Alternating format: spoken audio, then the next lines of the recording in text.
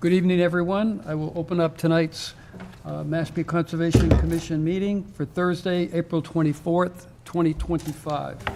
We are meeting in the Wacoya Meeting Room, Mashpee Town Hall, 16 Great Neck Road North. Broadcast live on local cable channels 8 and 1072.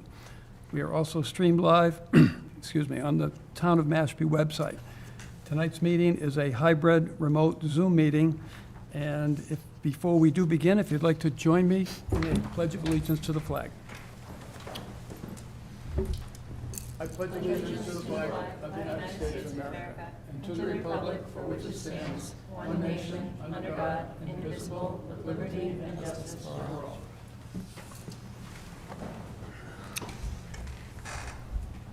Thank you. We'll start with a moment of silence.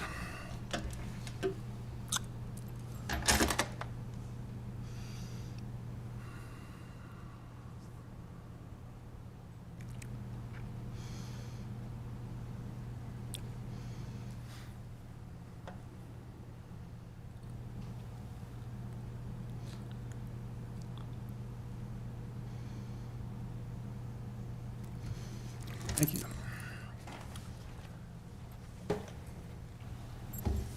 First on our agenda is public comment, and that would be for any issues that are not related to agenda items that are posted for tonight's meeting. So if there's anyone that would like to address the commission, this would be the time. Nobody online? I guess we're good. Yeah, there's no one online. Okay. I'm going to forego the pre- and post-hearing agenda items for now and go right to our scheduled hearings. And for the commissioners, I'm going to drop all the way down to the bottom on the certificate of compliance request, because we have a representative waiting online. So let me call that 0 Cooper Street, Mashpee Affordable Housing Trust. This is a request for a certificate of compliance for DEP file number 433091. Representative is Horsley Witten Group Incorporated. And the comment on this is that it has passed inspection. So I'll turn this over to Drew online. He is. I don't know why the computer just redid it. He's on the big TV in the back. I don't see Drew. I see him on the, I see myself on the big screen. Yeah, Drew was there. Couldn't hear him. Ha! There he is. Is he muted? I can't see the icon from here. The sun is right in my eye. It's not going on for some reason. I don't know why. Well, what's happening with these Yeah, screens? technical difficulties. I feel as though you and I are getting less And than this one's not on. the rest of them. Yeah, he's connected, but we're not connected down No, here. this computer just is not connecting to this. That one's showing Yeah, it's here. not connecting at all. Best laid plans. That Every is the time. truth. Sorry about that. Who do we blame? Let's see. Yeah, me. Blame me, I guess. The internet. The internet. What would we do without the internet to blame? Boom. All right. Oh, yay! Be simpler. Right? No. he spoke- Hey, Drew, can you hear us now? He can hear us, but we can't hear him. I can't see if he's muted. I can't see the icon from here. He's not on there. He's there, but he can't hear. He can't either. Drew, you're gonna have to say it all again. We can't hear you either, Brian. I don't know if you can hear us, but we can't hear you.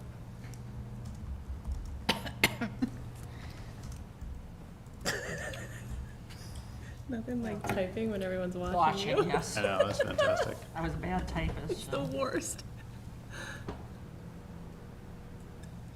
Do the people in the box know? Yeah, I'm not too sure why that's happening. Audio muted.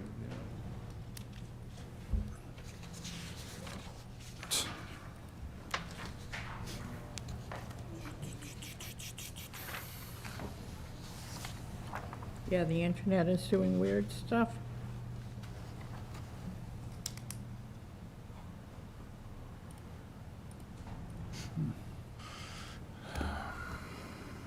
It's not a connection issue because he's right there.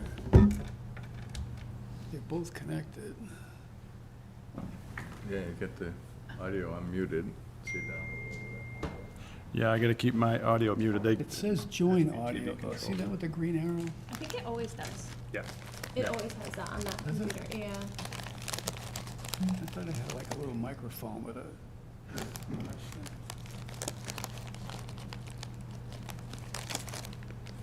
Does this sound need to be turned up on the TV? Well, you were saying you can't hear him in there either, right? Failed to detect.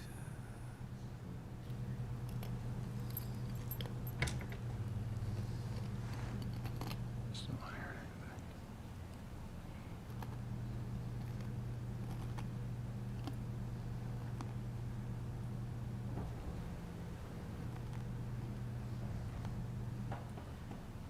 Oh, since this is a COC, And it's passed, so It's I don't know passed. why. Yeah, we just go to Want me to the, go on, I'll go on Yeah, to just- we'll just- something else and. yeah. Okay, We can go on and hopefully we can figure this out. all right. Let's, until we can get those difficulties ironed out, we're gonna move along. I will call 32 Waterway, Nancy R. and Robert C. Gorin, trustees, 32 Waterway Realty Trust. This is a proposed maintenance of an existing pier, ramp, and float. Representative is John Gorin. Sir, if you could come up to the table.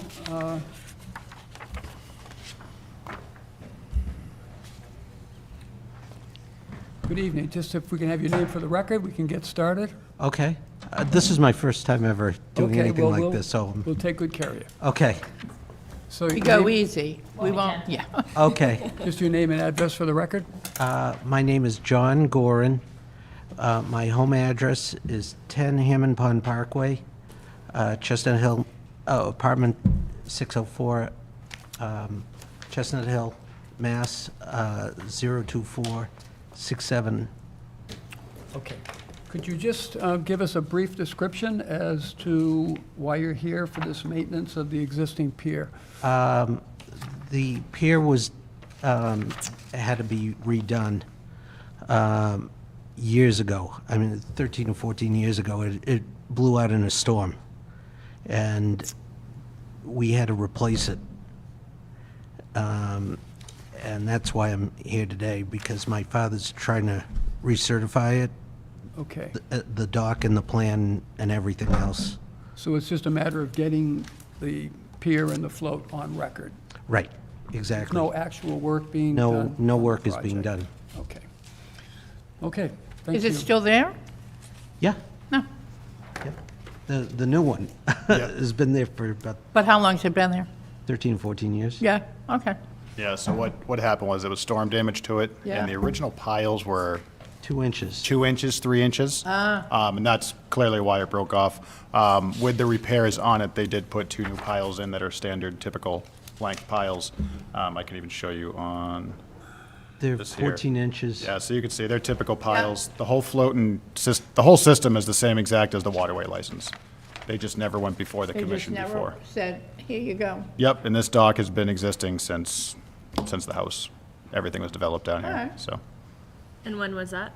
That was pre-80, so that was, gosh, I can't remember the exact date, but it was pre-80, with pretty much every house here on the waterway almost. Well, it's about damn time you got here. That's all I can say. So Dan, Well, how it's come a, this- it's a big improvement over the I would last hope, one. at this I would point? hope. Yeah. Mr. Gorin contacted us about permitting what was on the record for his dock, and I said, all you have on record is the state. The dock was installed pre-1980, they've been maintaining it. They got Okay. their approval from the waterway license from the state in the 90s, and they just never came before the commission. So since there was no change in the plan from the waterways determination, as well as the piles were replaced in kind, just bigger piles, and also for the fact that Shellfish said that there's no mitigation fee because the area is not suitable. We felt an RDA just to get it on the record since there was no work being done or proposed, so. Okay. Okay. And the float itself is 8 by 20.5, right? Yeah. According to the drawing. So that meets the square footage requirement Yeah. of Regulation 27. Okay. Any other questions, comments from commissioners? Hearing none from the public. Questions or comments? None there? I would take a motion. Make a motion for a negative determination for 32 Waterway. Thank you, Steve. Yeah. Second. I think I remember hearing that. Thank you. Yeah, negative. That's what you want? Yeah, exactly. Okay, so we have a motion made and seconded, so that will be open for discussion amongst commissioners before I call for a vote. Any other questions or comments, issues? Hearing none, then I'll take a roll call vote. Steve? Yes. Alex? Yes. Marjorie? Yes. Sandy? Yes. And I vote yes as well, so that motion carries unanimously. Great. Thank you, sir. Thank you. That wasn't so bad, right? No, it wasn't. Wasn't sure what to expect. Happy to see us again. I was told to be here. That was it. Is there anything we need from me, or? Nope, that's it. Well, within 21 days, we'll issue the determination. Okay, Yeah. can leave? So it will be sent to you in certified mail. Okay, Yep. so Yeah. I can leave? Yes, you can. He like doesn't believe it. Good citizenry. Resolve any of those issues with the audio? No? Cute. Not hearing anything. I'm checking with Drew, see if he can hear us. So Drew can hear us. He can? Hey, Drew, can we hear you now? No. No, No. Okay. we cannot. Then I'll go to the next one. Now calling our next hearing for 27 Ocean Bluff, Charles Nardone Jr., proposed single-story enclosure of an existing back porch. Representative is the owner, and the owner of record is 27 Rainbow LLC. Good evening, gentlemen. How are you? Good, how are you? Good. You can have your names for the record, we can get Yep. started. I'm Charles Nardone. My address is 994 Main Street in Katuitt. Okay. And Peter Sandors, I'm the architect, 48 Catherine Road in Centerville. Thank you. Floor is yours. So there is a existing porch with a roof on it, and they just want to fill the walls in and make it an office. So it exists. We're not doing any come work see to the yours rather than- the foundation work. We're not doing, so it's all existing. There's a patio underneath it presently. The legs are there, the porch is there, everything's there. Okay, so no excavation Nope. whatsoever? Okay. All right, and Peter, anything? I just was here mostly to answer any questions that you might have. Perfect. All right, then. I'll open it to commissioners for questions that you might have, looking at the plans and what's been presented. Okay, so I Steve? just have a little confusion. The site plan says proposed addition within existing patio area. Yep. So there's a patio underneath, there's a pool out back, and then there's a bluestone patio that's underneath the porch. It's hard to see, so if we're looking at the picture So- that's. Yeah, because, Yes, and in the building plans, is it his office? Is that the addition that you're talking about? Yes. So if we go back to Yeah. the picture, and you can see the bluestone patio, it's to the left, yeah, and that patio exists all the way around, and then the porch is on top of it. Okay, so where's the, So where that arrow is, a little bit to the left is, yeah, yep. I was off of the picture. So the area that's being worked on is not in any of these photos? It's right where that arrow is, yeah. It's all existing bluestone patio, exactly like this. Outside? Yeah. Yep, okay, but, It's not. okay, so is there a deck over it? yep, there's a deck over there to the left. Yep, Another one that there. exists and has legs that, we're not touching any of that. We're just gonna, then there's a little roof over it, we're gonna fill in between the two. So, okay.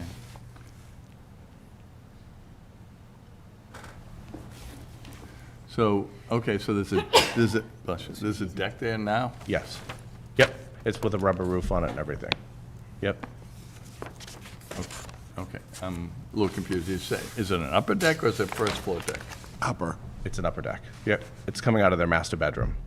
Okay, so you're talking about second floor deck Yep, that has posts going down to the ground? yep, they're on their own footings, yep. Okay, so you're talking about a first floor addition here now? No, we're talking about, sorry. So we're on the second floor, you walk out of the master bedroom, you walk out onto a deck that exists. And then there's a little roof above it. We're gonna fill in to make it not a deck off of their master suite, but yet like his little office. 16 by 10 that exists. You're gonna enclose it, heating, Yes, wiring. yes.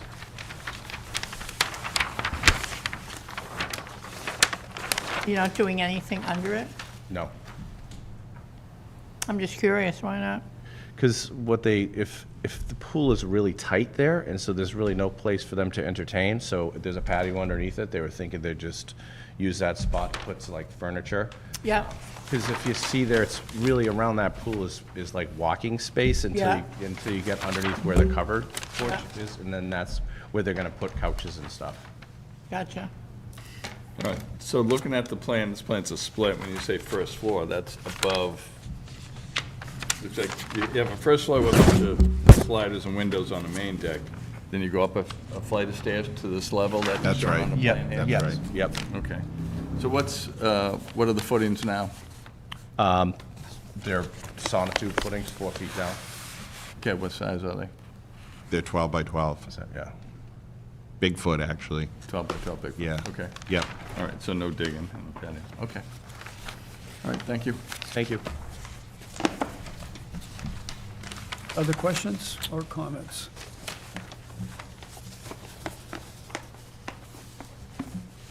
Deep in thought, Alex. I'm just wondering, does any vegetation need to be cut back to do that at all? Or is it already maintained back on that side? So we're not actually, the work, you won't even be really working, except for maybe a ladder on the bluestone patio. There's no, it's just bluestone patio. There's no shrubbery like along the fence or anything like that. It's all towards the ocean side on the back side Okay. of the pool, yeah.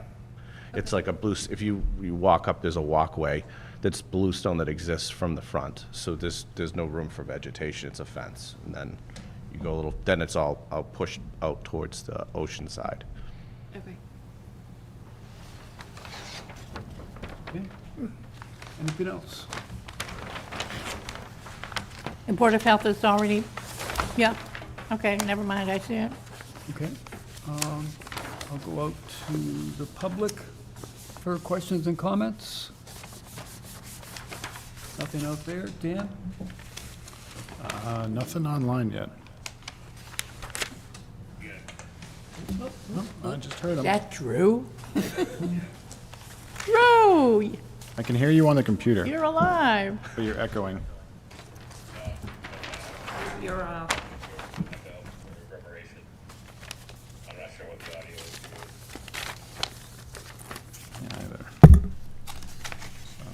But just real quickly, for mitigation for this, Drew, we can't hear you. It's on the computer. Well, no, but I mean, I can hear you a little bit, Drew. I can reiterate it. my recommendation Dan's gonna translate for us. was on the misunderstanding, this is the first floor addition, not second floor, so it's still something to consider, but that was my misunderstanding. Okay. So for the agent's comments, what he's saying is that he thought this was thought it was a first floor addition, so that's why the comment recommends some mitigation on the coastal bank. But seeing as it's really a second floor, it seems he's saying that mitigation's not required for this, or would not be Not recommended. required. Not that it's required, wouldn't be recommended. Wouldn't be recommended, all right?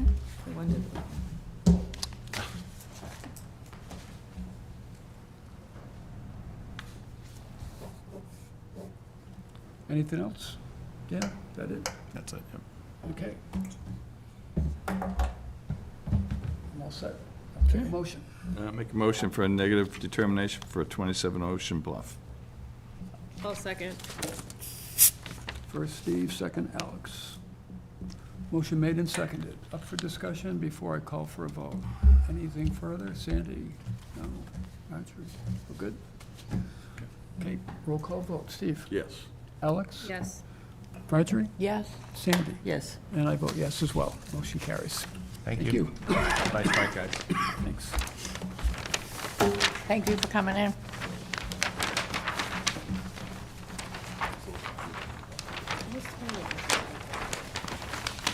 I could have done some coloring or anything to make it. Our next hearing is 252 Wheeler Road, John L. and Eileen K. Griner. Proposed removal of an existing septic system, pump, fill, and abandon, install a new Title V IA septic system, associated utilities, and landscaping. Representative is Cape and Islands Engineering. Good evening, sir. Good evening. For the record, Raul Lizardi from Cape and Islands Engineering, representing the applicant and homeowner for this project at 252 Wheeler Road. The applicant is John and Eileen Grainer.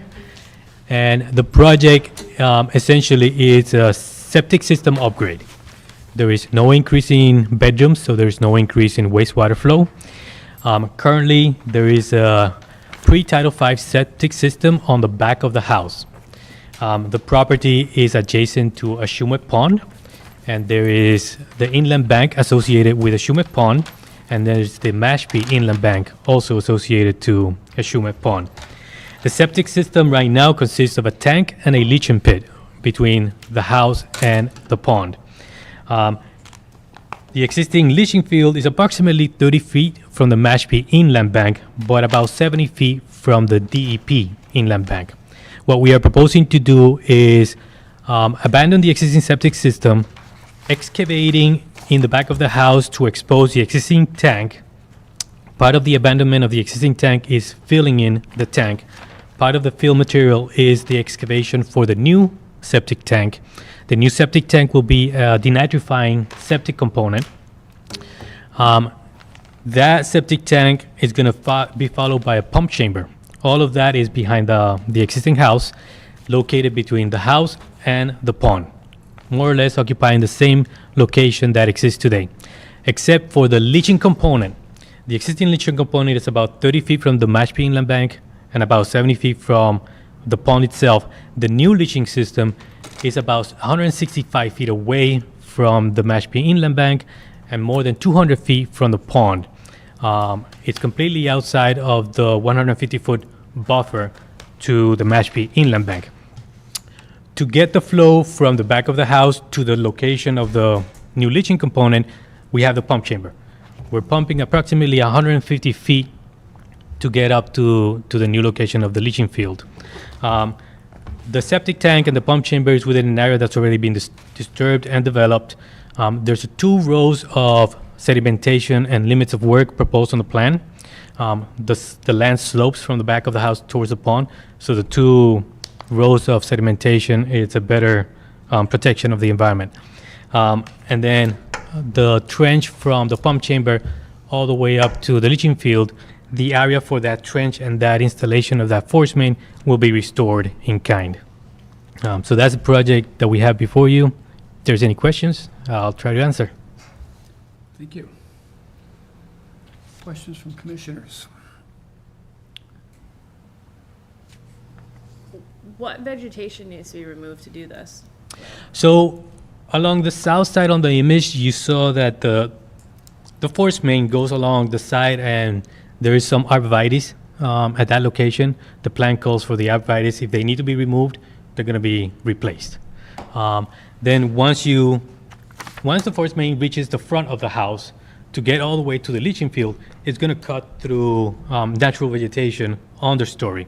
So that understory, when the backfill happens, that understory will revegetate and become natural again. Okay.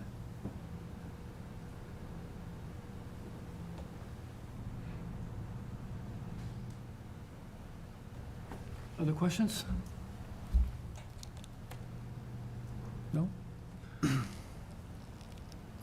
Raul, just a concern more than a question. What is the elevation difference between the pump and the field itself? So the pump, coming out of the pump is at elevation 67, more or less. Okay. And the field's about 85, 86. It's about a 20-foot rise. Okay.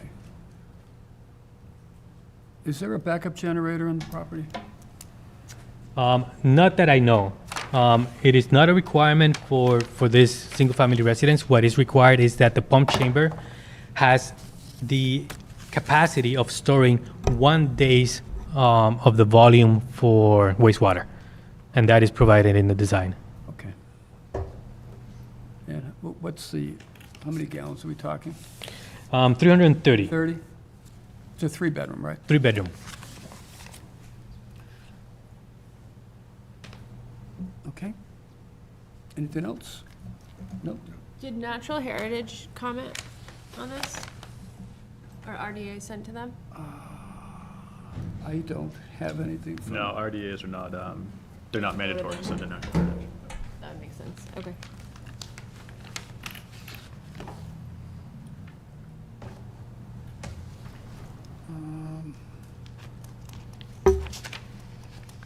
Which secondary gravel path is Drew referring to? So that's what I was gonna comment on. Right here, it looks like there's not looks like, there is a brand-new secondary little gravel path there. I don't have a photo of it. Where I'm standing here with the picture, it's directly behind me. It's peat gravel in it. There's no erosion control or anything. Not that that matters, you can only have one path on property. They already have one going down right here where I'm standing. That goes down to their little beach area. So the gravel path, I would recommend with any approval, would have to be removed, simply because it's just pouring peat gravel down the slope. It's just building up, but also you can only have one path going down the banks, so. So what would you replace it with? Nothing. Oh. Nothing. It has to come out completely. I would recommend that. Just like native vegetation. Yeah, just replanting it with native vegetation. I know, Native vegetation. Oh, there. I spoke with the homeowner. He has quite the nice little garden behind his house. He has some azaleas and stuff. He said we'll have to come up with construction. And if that's the case, I would imagine they can go there to fill it in, so. And this secondary path is not on the plan of record? It shows, Does it show it? looks like something, it was handwritten in on this plan that I have a copy. It's not on the electronic one. No, if you look at it. No, it is not. It's right off here. It's right here. It's in right there. So since we're dealing with natural heritage, like estimated priority habitat, azaleas are not, I mean, depending on the kind, are not like really native. No, these are not native. These are showy, yeah. So I would prefer that native vegetation go in that path Yeah. space rather than just ornamentals. Absolutely. I would recommend conditioning that, whether you want a native tree or native bush, would be, whether you want a native tree or a native bush, it would be worth conditioning, I feel. I think it should probably just be native shrubs, given that it's gonna be in their view corridor and probably be hacked at some point anyway, so That is the truth. fine with native shrubs in the gravel area. So Drew just replied, the natural heritage line doesn't go up the bank here all the way. It shows it on the map that it does, so Does maybe it? it's wrong. If you zoom out, you can see it. Zoom out, again, Am I missing it? go up. Okay. Limit of NHESP habitat. Oh, I see. It goes right through there. Okay.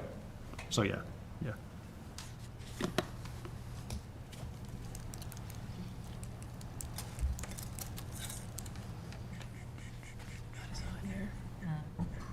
It's better than it was in the beginning. I think we're just used to it.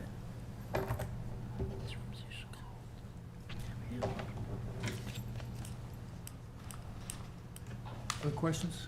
We're good? Erosion control around this, Raul? Yes, there's two rows of erosion control because of the slope. Okay. Okay. Questions from the public? Don't hear any. Dan, anything you would like to add? No, nitrogen calcs, obviously, they all came in good. They're below what, they will be below what the existing is.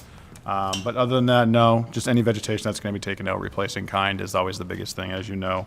As well as the access path was always a concern, simply because it was starting to build up a little, the gravel. Okay. No other questions or comments? I'd accept the motion. Okay. Mr. Chairman, make a motion for a negative determination for 252 Wheeler Road with the condition that the path be removed and native shrubs be installed at that location. Thank you. And I'll second. Thank you, Alex. Motion made and seconded with the condition of removal of the path and the native plants. Anything else? We're good? Roll call vote, Steve? Yes. Alex? Yes. Marjorie? Yes. Sandy? Yes. Vote yes as well. Motion carries. Thank you. sir. Our next hearing is for 27 Sturgis Lane, Darrell S. Sharp, proposed installation and maintenance of a seasonally developed aluminum dock, replacement of existing timber stairs, and repair of existing pump house and deck. Representative is Cape and Islands Engineering, and we have a request for a continuance to May 8th. Rationale for the request? Yeah, they were very concerned with the drainage, making sure it was appropriate, as well as with the abutter comments. They want to make sure the report that she got and Right. everything is, I don't want to say taken care of, but it's taken into consideration. As well as relocation of some of the two sheds. They wanted to go over that as well, review that. So they wanted to make sure that they get the mitigation down, the stormwater management on the driveway down, as well as the driveway down, the footprint as well. That was the reason for the continuance request. Okay. Questions from commissioners? And I'd accept a motion for the continuance. Okay. Make a motion to continue 27 Sturgis Lane till May 8th. Second. Thank you, Steve. Thank you, Alex.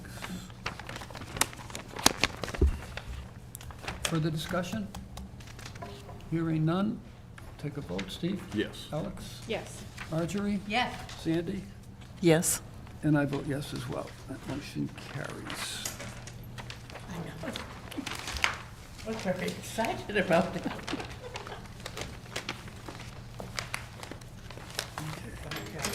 The next hearing is 14 Tulip Shell Way, Michael George. This is a proposed raise of an existing single-family dwelling, construction and maintenance of a new single-family dwelling, associated appurtenances, septic system upgrade, and mitigation plantings. Representative is Cape and Islands Engineering. Mr. Chairman, I'm going to recuse myself from this. Okay, Steve? The DEP file number for the record is 433337. Good evening again. Good evening. For the record, Raul Lizardi from Cape and Islands Engineering, representing the applicant, Wingspan Properties LLC, and Michael George, who is here in attendance in the public. This project is for a complete tear down and rebuild of an existing dwelling built around the 1940s. And the reconstruction will be for an elevated house to flood zone building code requirements. So as I mentioned, the project is to completely remove the existing houses there and build a new one that's elevated. The main core of the proposed house is roughly the same dimensions of the existing house. It's roughly in the same location. To the back of the new house, there is a proposed deck and a proposed covered porch. Those two items are not existing today, so those two items are additions in terms of footprint of structure. The project also includes the removal of the existing Title V septic system. That Title V system was installed back in the late 1990s, early 2000s. So it was a Title V system, but now we're proposing to remove it and replace it with a denitrifying Title V septic system, roughly in the same location that the existing system is located at.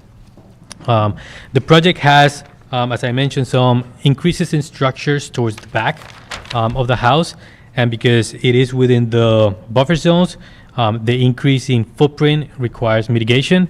So we provide mitigation calculations of approximately 800 square feet.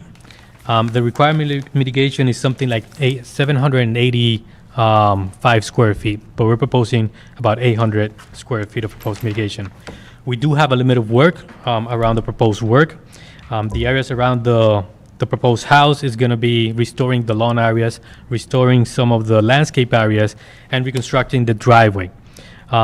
As I mentioned, the house is going to be elevated. The space beneath the house is going to be a two-car garage and storage space. The area is close to or adjacent to Little River. All the resources here is land subject to coastal stone flowage, which is the entire property. There is salt marsh, and there is a fringe of BBW landward of the salt marsh. The project is in the flood zone, but it is not in the velocity zone, and it's not in the Limwa zone. It is on an AE elevation 11 flood zone. The first floor of the house is going to be elevated. I believe I had the elevation called out on the plan. To elevation 19. So the flood zone is elevation 11, and this first floor is roughly 8 feet above that flood zone elevation. And then the space below is a garage at elevation 9.5 for the 2 parking spaces. If there's any questions, I'll try to answer. Thank you. Okay. Turn it over to commissioners first for questions or comments. I just have a question on your square footage and where you're at with the existing versus the new proposed dwelling. What are you replacing the current house with? So footprint, the footprint of the existing house is roughly 1,100, and we're going to 1,577 with the house, deck, and porch. And how many bedrooms? There's no increase in bedrooms. It is an existing 3-bedroom house, and it's going to be a 3-bedroom house. So that means a 3-2? Are you going to leave it just 2 baths? 3 bedrooms, 2 baths, currently?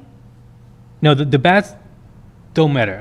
It's a 3-bedroom existing house for the septic design, and it's going to be a 3-bedroom for the proposed house. It's so funny, everybody says that, well, it doesn't matter. It just matters to me, because I think ultimately we need to be concerned about how many. Because you're putting in a new septic, so, Right, but the wastewater flow is based on the people using the house. right, And the occupancy of a house is based on the bedrooms. right. So you could have 10 bathrooms for 2 bedrooms, and it doesn't make a difference because it's based on the number of people. So that's the thing. Now, the application did include floor plans. So you can look at the floor plans and see the number of bathrooms that are proposed. Did you give us the floor plan? It is, There's a big set. Where is it, on the back of this? It was in the packet. Are you gonna make me go look at the floor plan? Would you I'm like- looking at it How many myself. bathrooms? It's Not a big deal. 2.5 bathrooms are proposed. How many? 2.5. So you're just adding a half bath? Yeah. I don't know if the existing house has 2 bathrooms. I just know it has 3 bedrooms. So I can't compare the bathrooms from proposed to the existing. I can compare the bedrooms. Okey dokey. Okay, moving on. Other questions from commissioners? Moving on. Is there a way to do this without getting closer to the resource area? So if we move the house forward to the north or towards the street, then the septic system doesn't fit in the front. It has to go in the back, which will be worse for the environment. So the existing location of the house and the proposed location of the raised, elevated dwelling is roughly the same location. And that location will also has those allowable setback reductions. And a filing has been done with the Board of Appeals to get a special permit to keep the house with those non-conforming setbacks. Yeah, I'm just looking at the appurtenances that definitely go closer. You got the porch and the deck that are both going closer. What trees are staying? So in the limit of work, are any trees staying, or is that So- whole thing being cleared? None of the trees are proposed to be removed. So the limit of work, there's a couple of trees probably inside the limit of work, but they're not proposed to be removed. The deck and the covered porch on the back of the new dwelling, they're not going to be clearing any existing vegetation. That whole backyard of the house is already cleared, so there's no obstructions back there.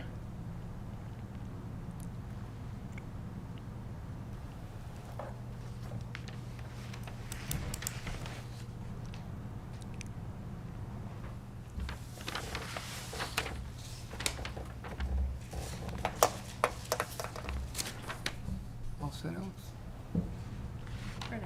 Okay, Sandy, did you have a question? I was going to ask about the trees, so I'm all set. Raul, I'm looking at the septic design, and it calls for 4 feet of clearance between the high groundwater elevation of 1.6 to the bottom of those diffusers. Is that correct? Yep. Okay. Is that substandard requirement? Is there a variance required for that? So this is a type of denitrifying septic system Right. that has a general permit to 4 feet, not a general permit, remedial use, because we're not increasing flow, for 4-foot separation to groundwater. Okay.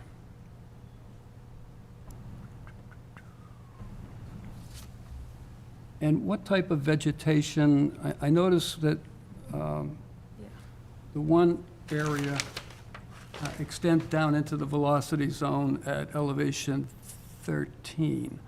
What type of vegetation is going in that? It's a narrow pointed area, but, Elevation 13? yeah. Is it 13, or are you looking at something else? Because there's no elevation 13 on this property. I know that the band of vegetation along the left side, this road, No, way down, further. down. Down there, yep. so closer to the pier. Yes, along that walkway. I don't know the specific vegetation that's there, but from my site visit, it looked like natural, not ornamentals. I know there's a cedar tree back there. The rest of the shrubbery, when I was there, it seemed to me that it was natural, but I don't know what they are specifically. So what is being proposed for the vegetation to go into that area? So right, the two new areas for mitigation, Yeah. what we are proposing to plant that is with bayberry, arrowwood, pepperbush, inkberry, chokeberry, winterberry. So those are all natives, Okay. woody shrubs.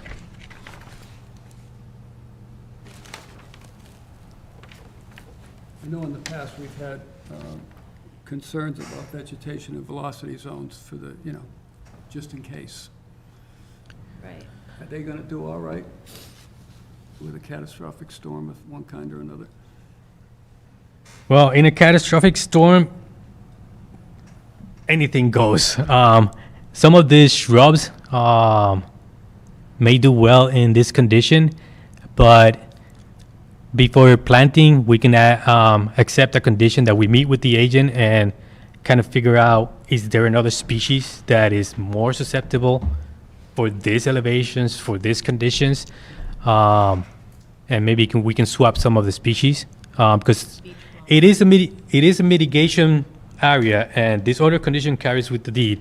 So if they die, the developer will have to replant them. So he better off planting something that's going to last longer without having to go back and replant them. So we'll be happy for its condition that the species to be determined with review with the agent.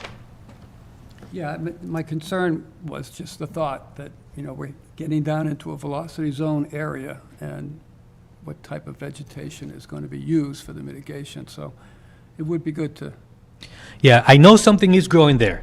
right. So whether it's native or not, I don't know. But there are species that grow in those conditions.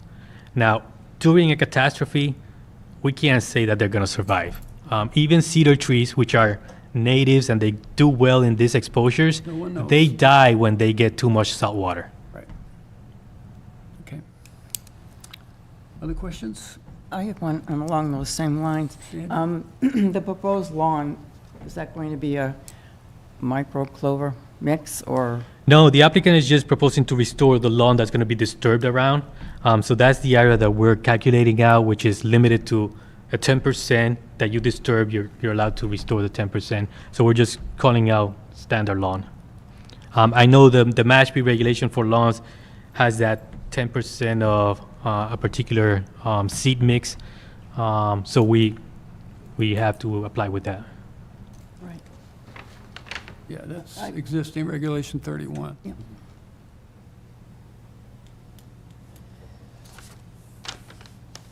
Anything else? I'll go out to the public and then I'll come back, Dan, to you. Questions from the public? None? There's no one online. Online? Anything, Dan, that you would like to add? So with this, any of the trees that are inside the limit of work, if they could remain, all possibilities, even to protect them, putting, wooden slats or anything like that around them, the tree protectors, would be appreciated. If it's going to be inside the limit of work, we always worry about excavation or just machinery driving by it and hitting it. So that's for certain. With the mitigation, one recommendation for plantings would be high tide bush. I know it's the velocity zone. High tide bush does extremely well. Obviously not in severe flooding events, but in moderate flooding events as well as seasonal storms. It's very effective. So that's something I think that we could definitely circle back around to. As you said, you can talk to the agents about it later. So that would be a recommendation for the plantings. It's very resilient and it thrives in these areas, especially on Secaucet Island and Monomoskoye Island. Other than that, everything is in performance standards for Reg 31. Just a quick note, it's 10% or less of bluegrass species. So that's the biggest thing with the seed mix. We want to make sure it's 10% or less of bluegrass species, which nowadays in the stores is pretty simple to find, honestly. So other than that, that's about it. If you are going to approve the project tonight, please just ensure that you are conditioning it for the lawn regulations as well as for the trees within the limit of work. Okay. What is the circle next to the mitigation area? Yeah, so if you look at the left side existing condition plan view, there's a little fire pit. It's just the circle of blocks. Okay. And they're just,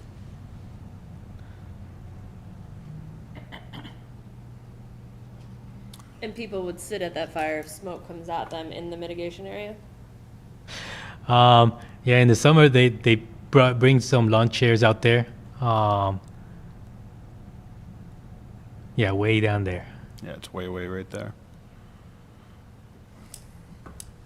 I just know with my fire pit, I certainly move around it wherever the smoke isn't. And it seems as though we're pretty close. I mean, you're like a foot away from the mitigation area. I mean, that fire pit, it's movable. It's not something that's fixed to the ground. Okay. So they can move it to another location. The mitigation planting area is going to be something that's going to be fixed with this project, with this permit.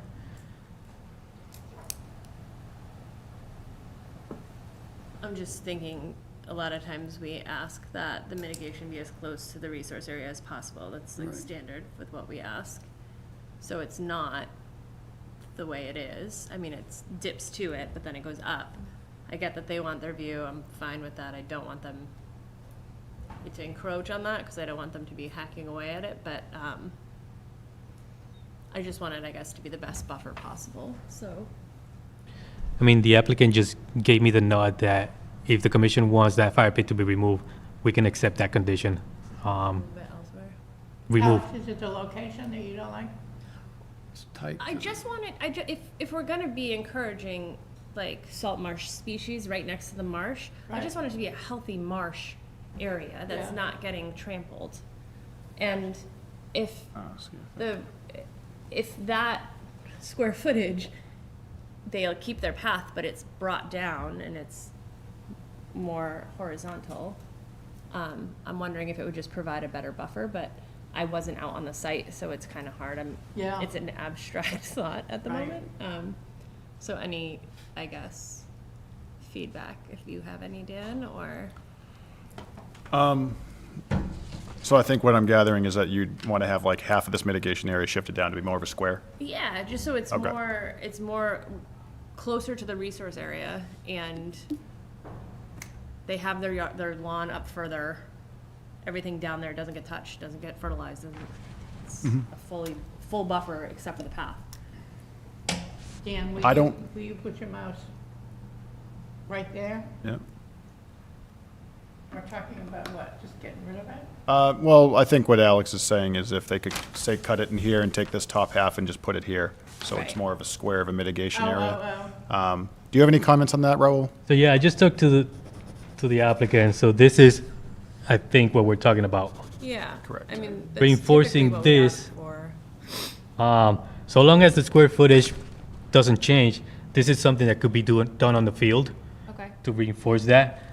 Maybe a condition to highlight this is that most of the vegetation to be adjacent to the existing wetlands. So there's the fringe of BBW right here, and there's the marsh here.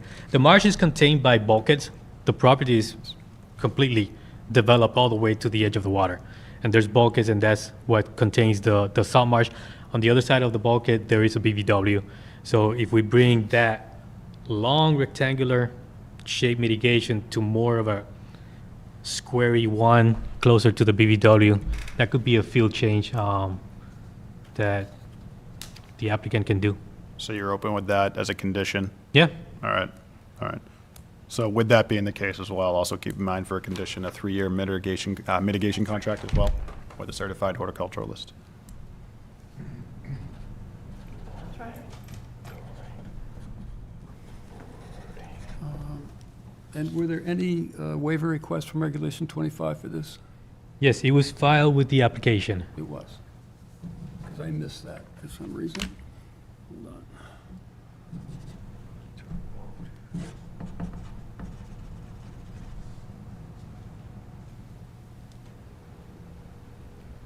As part of the application packet, Raul? There's a supplemental packet with the application, and I think it was the first part of it. The characteristics, what's going on there?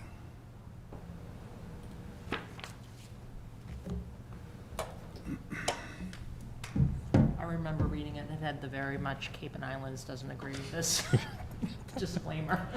That's the standard language, but I don't Yeah, remember seeing it in the packet. Dan has it on the screen. Okay, Yeah, 25C7. I'm looking in the wrong area. Okay, I just want to make sure that was there. Anything else? Then I would accept a motion. I'll make a motion to close an issue for 222 Fells Pond Road. 14 Tulip Shell. Nope, I'm looking at the wrong thing. At 14 Tulip Shell. 43-3337. With the conditions that the applicant will work with the staff to have the mitigation closer to the resource area with the appropriate species for the flood zone. That there will be a 3-year monitoring and maintenance contract with a certified horticulturist. And that no trees will be removed within the limit of work. And if they need to be replaced because they're damaged, they'll work with staff to do so. And that any lawn will meet our lawn standards. 31. 31. Yep, Anything else? I think that was it. No, I think Okay. Is there a second? Second. Thank you, Sandy. Motion made and seconded. Up for discussion amongst commissioners. Anything else before I call for a vote?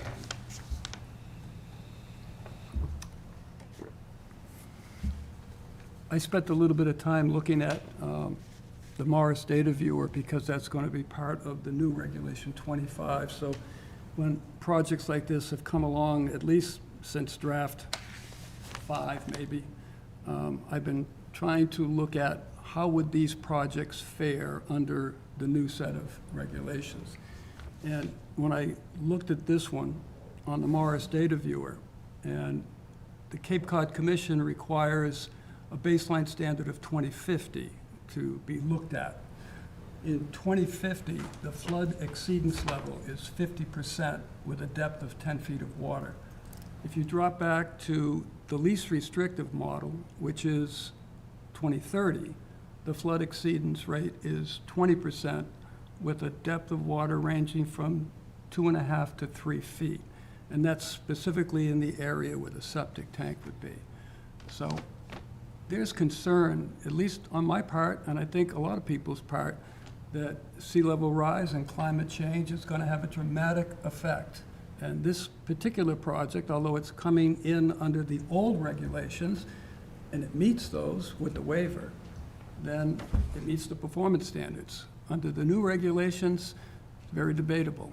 And I think it's incumbent upon not only commissioners, but engineers and the public in general to realize what we're up against. If we were looking at this project a couple of years down the road, I don't know if what's on these pages would be approvable. But it's not a couple of years down the road, it's today. But I just wanted to bring that specifically to commissioners' attentions. There's a lot of concerns here. And I know when I look at the building, and I can see that the design configuration, the construction of the building is taking into effect the advancement of that sea level rise. But the septic system, I don't see how it could anyways. Once they're under, they're under. But there's concern on my part. But that's neither here nor there right now. Okay, any other? Yeah, it's nearly impossible to account for the future, because there's going to be a lot that, Well, and this as soon as we get it approved, it's, right, because it's not a Reality. possibility, it's a probability. It's based on data. Yeah, This yeah. is not like it might happen. It's a question It of will. when it's going to Yeah. happen. Anyways, roll call vote. Alex? Yes. Marjorie? yes, sir. Sandy? Yes. And I will vote yes as well. Reluctantly, but Thank you. meets the standards. It is reluctant. Thank you.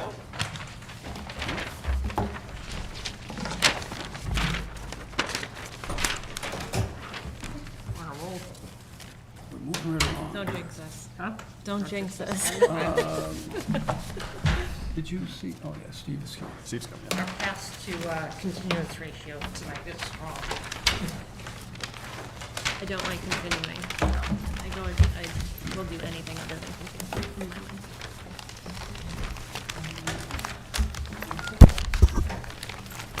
Our next hearing is 222 Fells Pond Road, Brian J. and Dory L.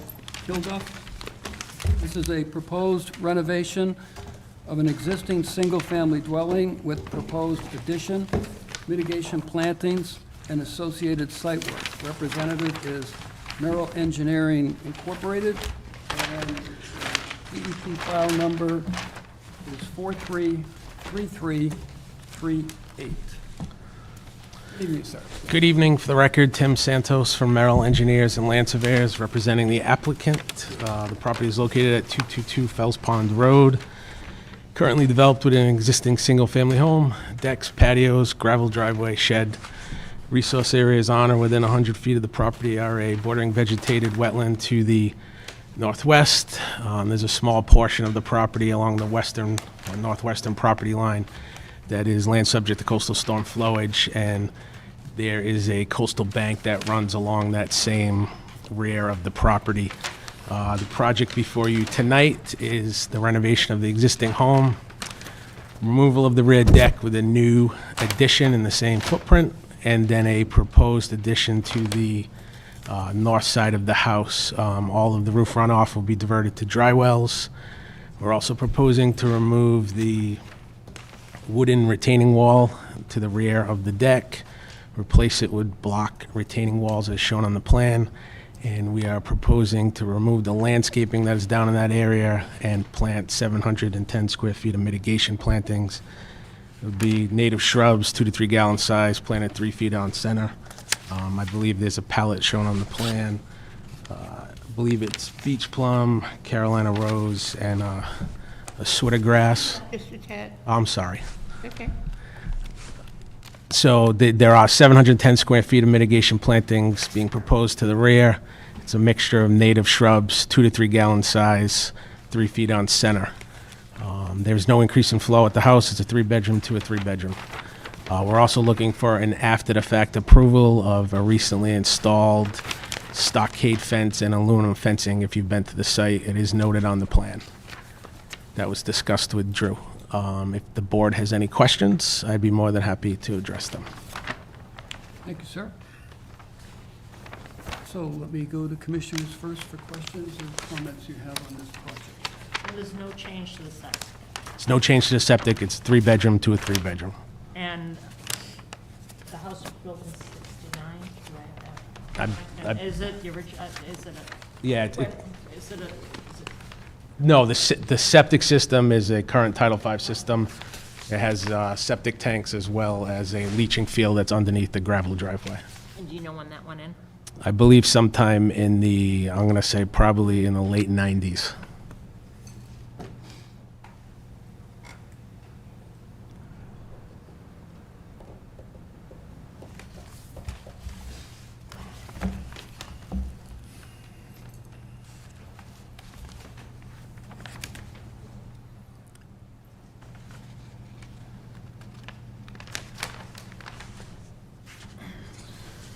Given that it is a piece, this will not get hooked up to the Mashpee sewering system at all, which eventually says that we may all, those of us who are not fortunate enough to be hooked up to the sewer may need to replace 2 IAG systems as it is. Is there any appetite for the owner updating the septic system at this time? Sorry, can you just update the information on the septic? Septic was replaced circa 2000. Great, okay.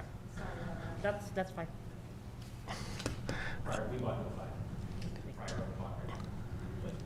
What was the date? I didn't get the date. 2003. 203, okay. Currently, right now, there's no increase in flow, so there was no discussion to upgrade it. If the project does need to go before ZBA, if it became a requirement by ZBA or the Board of Health, then obviously we would have to come back before you for an amendment to install that portion of the IA system.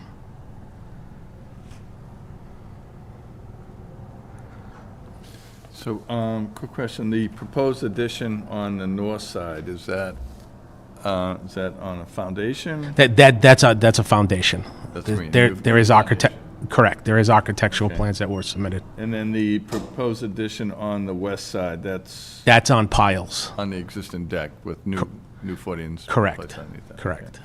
So, maybe I'm missing it, but I don't see any erosion control. So if you look at the plan on the screen, the red line that kind of surrounds the property lines that says LOW, Yeah. that's limit of work.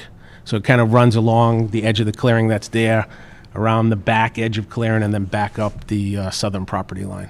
Okay, so it says limited work, but it doesn't describe any erosion control. If you look, and Dan, if you don't mind bringing that screen down, up to the top left, there is a silt fence limit of work detail. Okay, yeah, silt fence isn't good enough for this project. It's a steep grade. I've been on that site.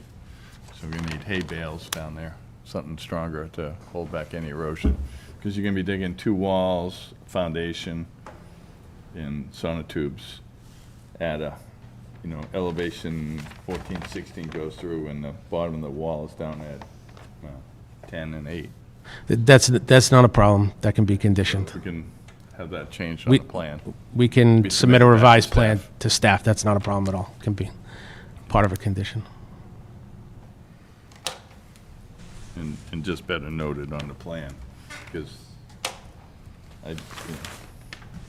limited work and doesn't really show anything on the plan, so. So a contractor could miss that if not paying attention, so. So you tell me about the fence. What's the deal with the fence? So the homeowners recently installed a wooden stockade fence and aluminum fencing. They were kind of unaware that they needed permission to install that fence, so Funny how that happens. Originally, an RDA was filed. That was supposed to be on tonight, too. It was withdrawn, so we could just include it in the notice of intent. Okay.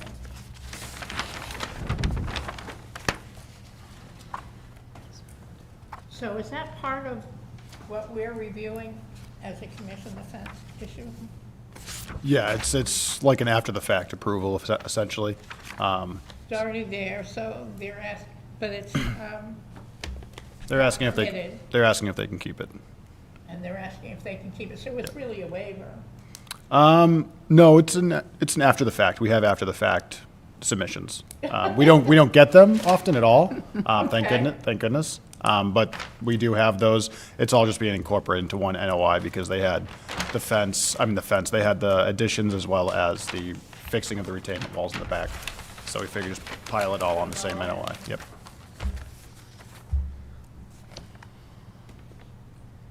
Anything else? Sandy? No, I was just reading what, the fence should be modified for, Yeah, usually we Wildlife. like to see wildlife passage on fences, and all that means is about a 5-inch gap at the bottom. You know what I mean? That's really it, just having some space at the bottom so primarily wildlife can just pass through if it wants to get through and it's not stopped.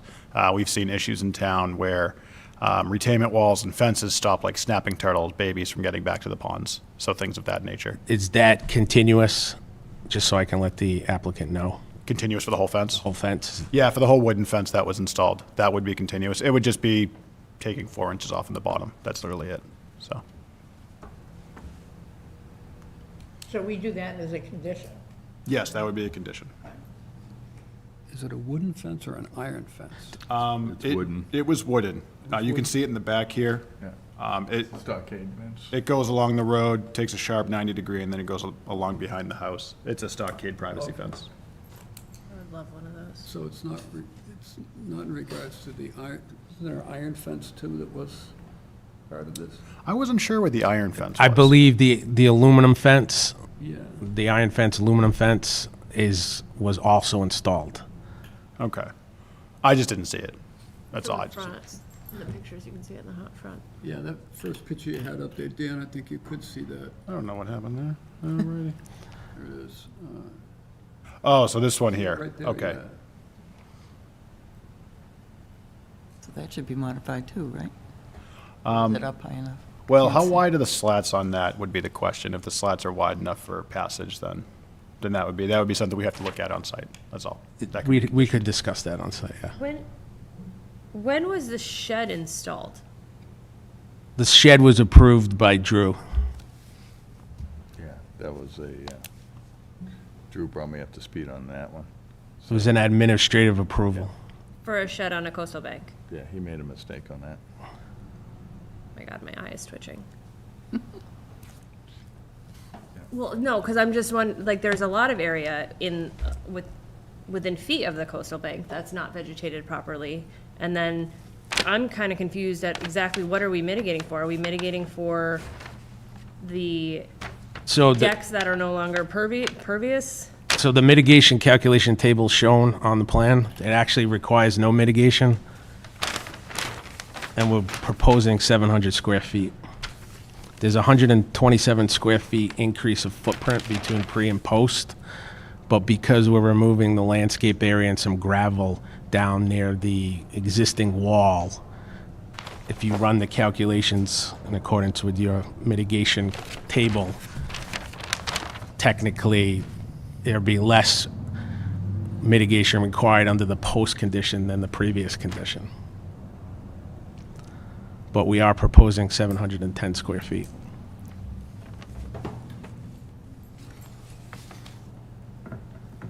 I don't And understand. the 710 square feet is all in an area that's open, either gravel or landscape areas to the rear of the property. Yeah, it's this berm here. That should all be vegetated anyway. It's a pre-existing condition that's been that way for many years. And we're trying to make the existing condition better than what it currently is, as close to the resource area as possible. I mean, in the resource area. It's not even as close to you. You're past the coastal bank. I just don't understand how a coastal bank gets vegetation taken off of it and then putting it back on is the mitigation. I've been out there, the retaining walls are all crumbling. Whatever vegetation was there has been maintained, and it's all falling apart right along that, right there. Right, so they would It's a- need to it's a fix it mess. anyway, Yeah. and so then replanting it is what would need to happen regardless, but that, to me, doesn't, Yeah, this is an existing deck right now on posts. right, and then sometimes we get decks, and it's like, oh, well, it's pervious, because the water goes through the slats and it goes down, so it's not a big deal. And then other times, it's like, oh, well, now we're gonna close it in and make it a house. Okay, well, where is any runoff from that going? I do see, There's you know, there's one two dry proposed well. dry wells to collect the runoff from the roof.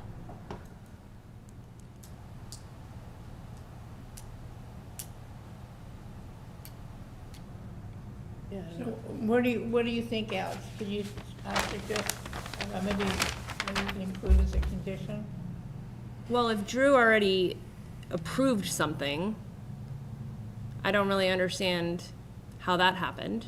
And then I don't really understand how we move forward from that. Because really, that shed and that whole area that was cleared for the shed on a coastal bank should be mitigated for. Yeah. It's included within the calculations that are shown on the plan. Right, but if you're taking out a retaining wall that's crumbling past a coastal bank, you would need to vegetate that anyway, regardless of the square footage that you're putting back in, because you need to stabilize it. So the stabilization has to happen. I get that we're trying to count it as square footage, but it would need to happen anyway. I don't know, Paul, what are your thoughts on this one? I would suggest, given the fact that upwards to 80% of the lot is ACEC, that you would be well within your realm to ask for the extra mitigation. I mean, the standards are much higher on ACEC land. And if a commissioner feels as though there's not adequate mitigation, a shed was put in under administrative approval and some mitigation was taken out, you want that back, you're well within your rights. That's right. And you would just look at Regulation 14, I believe, for ACEC, as well as Regulation 16 for coastal banks. So I don't see that it shouldn't be an argument. It's just, it's up to you. You want to put that as a condition on, you're well within your rights to do that. Is that a condition, or is that a continuance, or we come back with a better plan? That would- I'm like the last person to want a continuance ever, but I just don't know if this is something that can be conditioned into right, or if it needs more than that. We might want to continue also because there's the question about the trees being removed, too, right? And Drew says they should be assessed by a arborist. Right. We're not proposing any trees to be removed at this time. And, okay, how come that's in there? And why is it? I think the original RDA had trees being removed. It did, yeah. So So again, that comment is invalid then, right? So that was omitted from the original, the tree removal? the tree removal is not shown on this plan. Okay, okay. Is that for past tree removal? No, it would be for present tree removal. No, the RDA had some tree removal requests on it, so we thought you were carrying that on here. But if I you're didn't not, have then- enough time to get the The plan arborist out. before you and to, I believe Drew had mentioned a potential arborist. There Oh, yeah, wasn't enough yeah. time to get before the meeting tonight, and the main goal of the applicant is the additions and not necessarily the tree removal at this time. Okay, okay. Yeah, because I have some additional concerns where you have the construction access to build the walls on the north side of the new addition. We have travel walkway. I know that's a grade that's going down at least 2.5 feet, so that, you know, I can see added mitigation all in that area. Right. You know, all the way over to that walkway at the stair. You know, all this area too, Right. because it's a steeper grade. And it'll be, need to be taken out Yeah. and all be this replaced area. with something. Yeah, well, there's not much there right now. Right. When I did my site visit. How steep of a drop is that, Steve? Yeah, well, 16? Yeah, well, it goes from, 12. it's 17 at the new walkway, and it goes down to 14 by the, where the septic tank is. So It goes down to 12 from there. let me, because I haven't asked a question, but I was going to ask on the proposed retaining walls. There's two of them.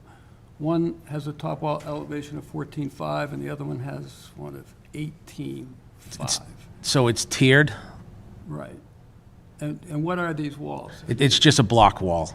Block walls. You have to excavate out to, Yeah, so they would need to excavate down probably, 12, 18 inches, put a gravel base, and then the blocks just stack up. The walls are only 3.5 feet high tall, so they're kind of block, not cinder block. is but this machine excavation or by hand, or what's going on here? it would be I'm assuming it would be a small Bobcat type machine just to be able to trench back there. These are segmented blocks? Yes. Okay, like a techno block? Techno block, Versa block. Okay. Yes.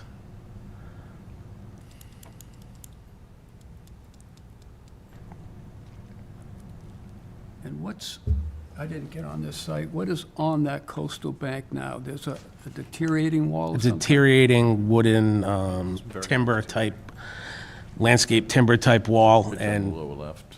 the slope Right, was landscaped as well with landscape beds. Some of the timbers are angled diagonally, it needs to be Sure. rebuilt. Yeah. I was out there with Drew. What is that, like back a rebar couple months holding it ago. back or something? Yeah. Yeah. Yeah, I mean, it's just those little metal garden stakes that are holding it in some sections, yeah. Yeah. Yeah, it's a mess there. It's all falling apart. You get like termites from that too. Yeah.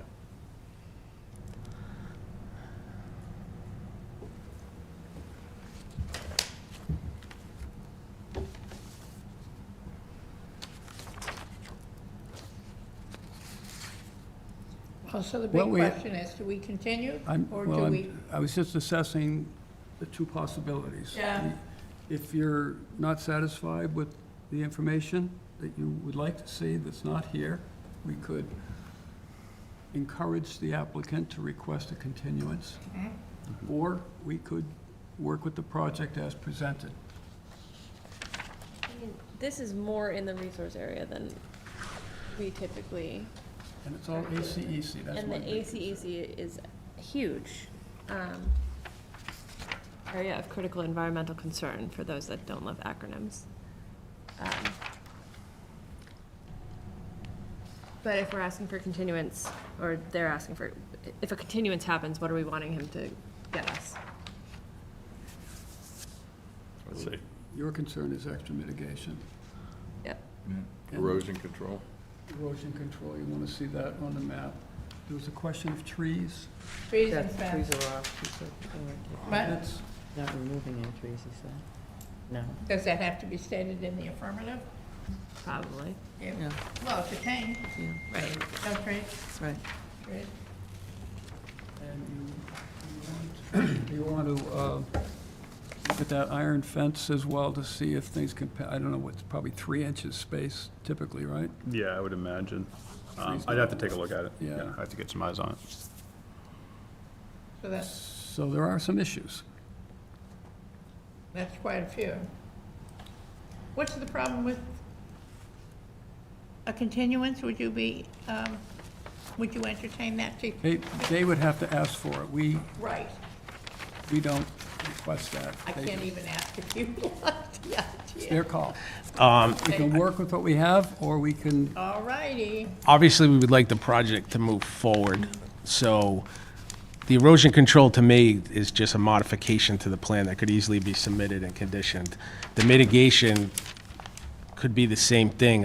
I need guidance from the board as far as how much mitigation you're looking for. Are you looking for the area of the shed that was cleared? Two. Plus, I mean, more than that.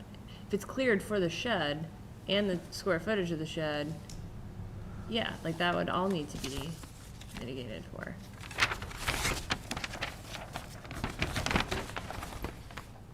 I mean, if you want to see it on the plan, then obviously I need a continuance.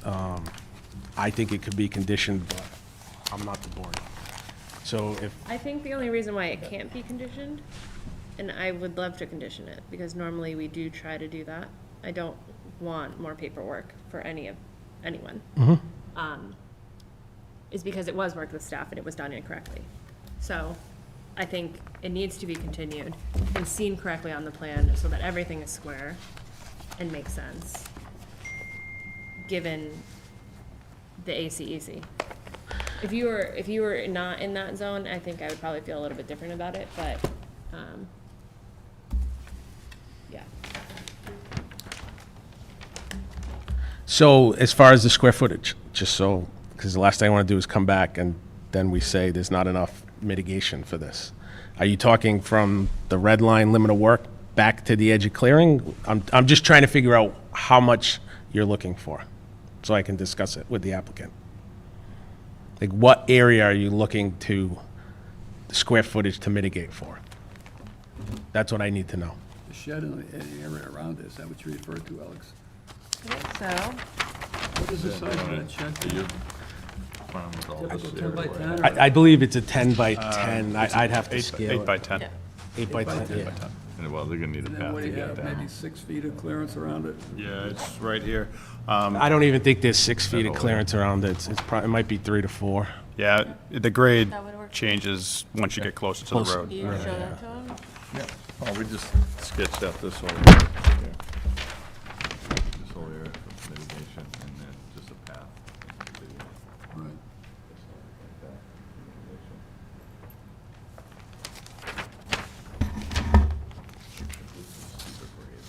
Yeah, sure, yeah.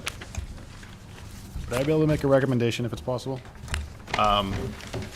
Would it be a possibility to, since there is quite the consideration in increasing mitigation around the shed, while still having the shed in the coastal bank, would it be a opportunity to move that shed out of the coastal bank to the east a little bit, and then revegetate the entire section inside the coastal bank? That would be great. I'd have to talk with the applicant. So would that, I think that might be a viable option.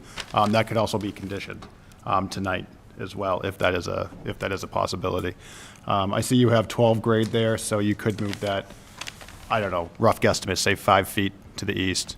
Keep it right before the grade 12, and then mitigate the whole coastal bank. That might be an option as well. That could be approved tonight, because you would have to, with the order of condition, it would be in there, you have to submit a plan, a revised plan, before you get any approvals for a permit. Again, we just sketched up this whole area right here for mitigation. Yeah, and you could do that as well. Yeah. Yeah, that could be reviewed too as well.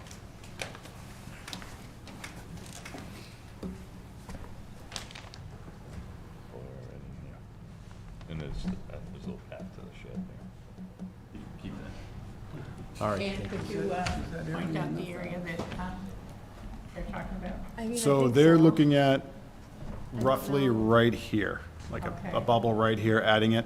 Yeah. You know, right behind the fire pit in the D box, essentially. Yeah. So around that area roughly is where I think you had the mitigation Yeah, drawn. yeah. So roughly here. Then if you move the shed too, so. Yeah, if you move the shed and revegetated the coastal bank, then that would be that. Yeah. Did you say move it or remove it? Move, basically remove it, but no, move the shed, not Move the remove shed. it. Move the shed to the east. Do they know Out of the that? coastal bank, a good Right. get a good 4 feet buffer Yep. from the coastal bank edge to the shed, and then There's plenty of revegetate. room, right? Yep, right to that 12 elevation line, you can Yeah. see there is some Yeah. space there. They might have to do some What's that, honey? digging a little for that corner sonotube, or Oh. concrete block, but they're gonna be doing the wall anyway, so they'll have machinery there. I'm going to ask for a continuance because there's a few things on the table here that I need to discuss with the applicant. So are you looking at May 8th or May 22nd? It is filled. I think it's How best. many Yeah, are May on? 8th is very much full. We can add it on, don't get me wrong, but it is very much full. And it's really soon, May 22nd. yeah. 22. 22. Okay. So we have a request I'll on the make a- table for 8:22. Is there Yeah. a motion? I'll make a motion to continue to May 22nd. Okay, second. What's the date again? May 22nd. May 22nd. And you're cool on I got understand everything that- everything, okay. Thank you. Not a problem. Okay, motion made and seconded. Any further discussion? Tim, you're set on what you need? I'm all set, yes. Thank you, sir. Okay. Roll call vote. Steve? Yes. Alex? Yes. Marjorie? Yes, sir. Sandy? Yes. And I vote yes as well. Thank you. Dan, do you want these? Thank you. Yes, please. Thank you. Oh, no, I'd like to have him back up, to tell you the truth. Thanks, you too. Thank you. The last on our hearings is that certificate of compliance. I don't know if our audio is still out. or- So what we're going to do, Sorry about that. the Horsley Witten contractor said he didn't have any questions. He had no concerns since everything was perfectly fine passed, there was no issues. What I'm going to do is call Drew on the conference line, just in case you have any questions for him. Okay. Yeah. All right, so I hope he heard that. That's right. What did you just say? I'm going to call him on the conference line, so you got to listen closely. Oh, So- my God. I know, it's a tough one. Why are we even doing this? We don't normally go over COCs. Well, we have been lately, I will say that, but mainly this is also for tonight. I want to get Drew on the conference line for the enforcement order. That's Oh, been the his enforcement case. order, okay. That's been his case he's been handling, so I think if we could do the COCs, if that's okay with you. That's fine. Yep. Sorry, I missed that. Where is the enforcement order on here? The discussion. I see. Okay.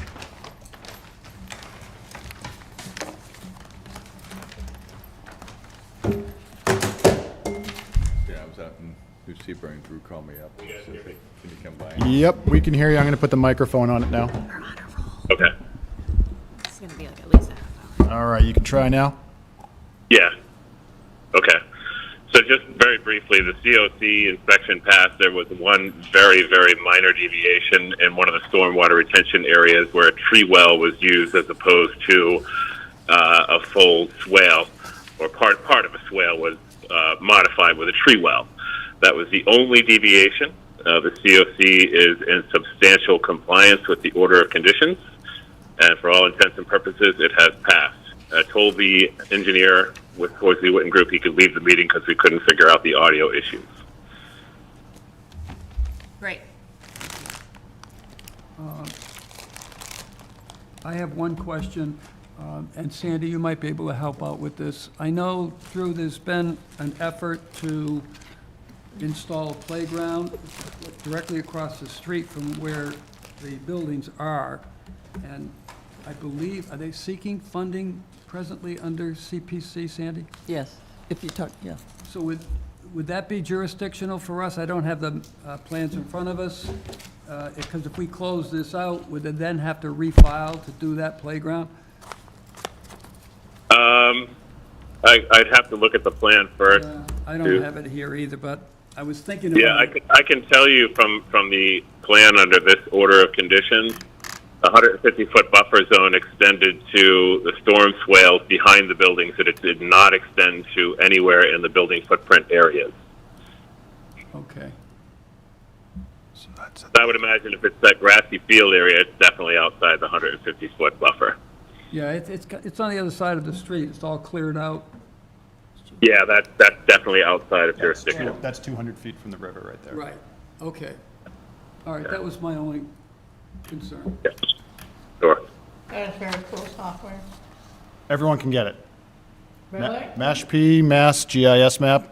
You can go right on it. I highly recommend it. Please tell all your friends, because no one That's uses it. how I do so. all of them. That's how we get I one? I like do that on my phone while I'm sitting here. Do you? Yeah. Yeah, I use that all the time, too. That's All the very layers cool. are on there, ACEC layers are all there. Yeah. Say it that's again? great. The ACEC, that's why I brought that up, but you put the layers right on top of it. Oh, wow. The only one you won't What get town is is the it flood in? zone. The only one I would get would be what? Will not, is the flood zone. That's controlled by FEMA, so they control it directly, and it hasn't been available for a couple FEMA months. will be gone by then. So, well, no comment, so. Mr. Chairman, I make a motion to approve the COC for 0 Cooper Street. Thank you, Steve. Is there a Steve, I'm second? sorry, I talked over you. I Motion to apologize. approve this COC. Yes. We need a second. Second. Thank you, Sandy. Motion made and seconded. Any other questions, concerns? Is this what we're doing now for every COC? Yes. Okay, Okay. Steve? Yes. Alex? sure. Marjorie? Yes. Sandy? Yes. And I vote yes as well. Okay, we're set on that. Drew, we're going to go directly to the enforcement order on 266 Monomoskoye. Okay, thank you. So yeah, we just need commission signatures to issue this enforcement order out to the homeowners. Just very briefly, a background on this. These are new homeowners who purchased the house within the last couple of years. The house at 266 Monomoskoye, based on the most recent order of conditions, which was from 2001, for a raise and replace of the existing home under a previous homeowner, Thomas Smith.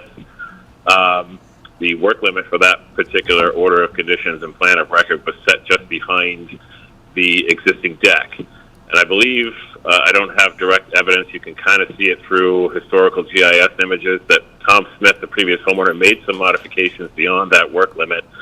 And those modifications were further amended by the new homeowners who put in lawn and some hardscaping with a patio, half-circle patio and fire pit in an area that was meant to be preserved in its naturally vegetated state under that previous order of conditions. I've met with the homeowners. I've explained the situation. They're totally willing to cooperate. They understand. They claimed ignorance, which I truly believe that was the case. They're not from around here. They inherited a situation which was already partially altered illegally by the previous homeowner and figured that they could further amend that area.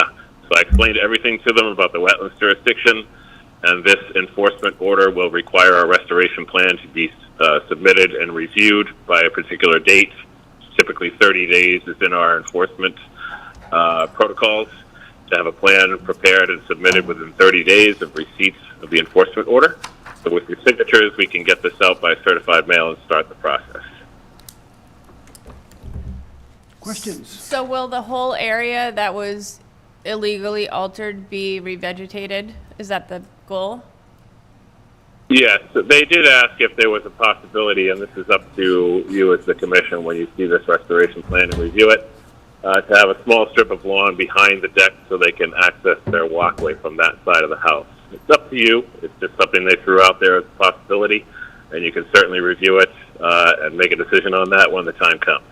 But yes, so 90%, 95% of that whole area needs to be revegetated to a naturally vegetated state.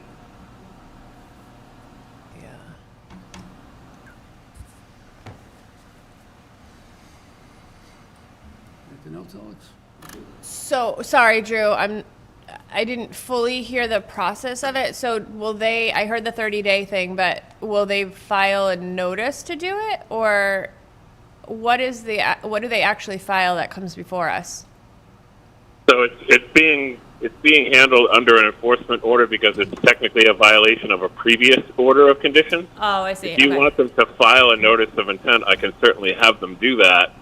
But I figured this would be a much more expedient process now that we're in the planting season and getting going on this sooner than later.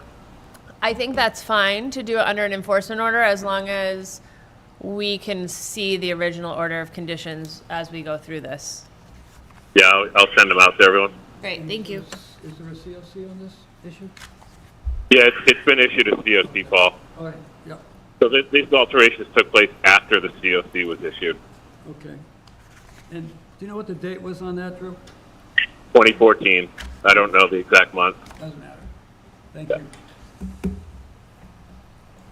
Okay, I do not believe I need to accept a motion on this. We'll just sign the order. Yes, correct. Correct? Yes, yeah. All right. Going to back up then to the top of our pre- and post-hearing agenda items. The first on the list is the approval of draft minutes, January 23rd, 2025. And eligible to vote on those would be Paul, Steve, Sandy, Rich, Shauna, and Neil. So we have a quorum present. Paul, Steve, Sandy, and Shauna. Did you have a chance to look at those minutes? We're all set? Yep. Anything? Quick question, did Shauna vote on those? Did she vote on that, that hearing? No, but she was present at the meeting, So so she can approve she the can minutes. approve the minutes. Okay, Yep, perfect. Okay. good question, though. Anything? Then I'd accept the motion. So moved. Thank you, Steve. Second? Second. Thank you, Sandy. Motion made and seconded to approve those minutes. Any questions? None? Steve? Yes. Shauna? Yes. Sandy? Yes. And I vote yes as well. The second set of minutes is the February 6, 2025 executive session minutes. Eligible to vote on those would be Paul, Steve, Sandy, Marjorie, Sarah, Shauna, and Neil. We have a quorum. Did you have a chance to look at those? Yep. Good? Yep, no problem. Then I would accept the motion. So moved. Thank you, Steve. Second. Thank you, Sandy. Motion made and seconded for those minutes. No other questions? We're good? Then let me take a roll call vote. Steve? Yes. Sandy? Yes. Marjorie? Yes. And I'll vote yes as well, so Shauna, we won't need you on this one. Okay, we're good. I think that was my first vote. Good. The 2025 are going to be moved over to our May 8th agenda. Okay, so just kind of hold on those. Under our discussion items, water quality issues and initiatives, ongoing discussion item. Do we have anything that we want to bring forward? Anyone? I'm good. Good? Paul, I would suggest that Lakes and Ponds Management Initiative that's soliciting public feedback that I sent you. Yes. I had forwarded that out to all the commissioners. One of the things that I noticed on that, Drew, and I'm sure the other commissioners might have seen that as well, you had to sign up for a particular review slot, and then you were given a link to get to the document itself. And every line was numbered, and they wanted specific comments line by line within that document. And I think there was like 10,000 lines or something, so I don't know if Good grief. everybody had a chance to get through the whole thing, but Okay, me? is there anything you want to bring up about that, or? I haven't had a chance to When tackle did it that, yet. when's the closeout period on that, Drew? I don't recall off the top of my head, but I think it's still a little ways out. It was just announced at the beginning of the week, or end of last week, I believe. I also forwarded it over to the Wakeby, Mashpee Pond Alliance group for them to distribute that to the other people that have interest groups for the various ponds, but I haven't heard back from any of those people in regards to it, so, Okay. Yeah, just an FYI. yeah. Water quality. So if you have a chance to take a look at that prior to our May 8th meeting, focus in on maybe some of the, I believe a lot of it is carried over from their last guide, but this one reflects some of the new DEP standards that have come out. And Paul, are we going to try to do a joint submission from the commission, or do you want us all to submit comments on our own? Good question. I don't have an answer for that. I would believe we would just comment individually. Yeah. You know, Drew or Dan or both may comment from the Conservation Department, but if you as a commissioner want to comment, because your comment may not agree with Alex's and hers certainly won't agree with mine, but just giving her a hard time. So I would say commissioners individually, and then Conservation Department can do what they would do with it. Okay. Our next one is, I'm sorry, could I add a comment to the water quality? oh, yes, absolutely. Come on down. Hi, I'm John Malloy from Pompanesett. One of the things that we're doing at, say, Pompanesett Bay is trying to think about our future goals and strategy for the group as we get closer and closer to executing our longer, wider, deeper channel project. So one of the things that we've been talking about, and I've actually been going out and meeting people in town, is to try and get input, feedback from folks as to how they think we should evolve the organization over time. One of the things that we are looking at now, and I've been talking to Dan and Drew, is we want to try and make a push around fertilizer and educating folks. Spring is here. People are putting down their first application. My experience in Pompanesett or watching the bay is when you get to the second one, that's when the algae really goes crazy. So I'm hoping, and as I said, I've met with Dan and Drew, we're hoping to get some information out on fertilizer and the preferred approach for what we'd like to see people do around the bay. Say Pompanesett Bay certainly has a large donor base around the bay, so we have the ability to send things out to them. And then I work closely with Pompanesett. I'm on the working committee there, so we have the opportunity to get materials out to everybody in Pompanesett too. So that is something we're looking at. We're trying to do. Hopefully we'll get something done. I know Drew was going to talk to the folks in Falmouth, and Dan, you and I have talked. So more to follow, but we're hoping that we can make a push and actually make a difference. One of the things that we found is when we think about fertilizer, there's kind of the regulations, and then there's actually going out and talking to people. Personally, I've had some really good luck just going around and talking to neighbors and saying, hey, this is what I'm doing. Hey, this is what's really good for the bay.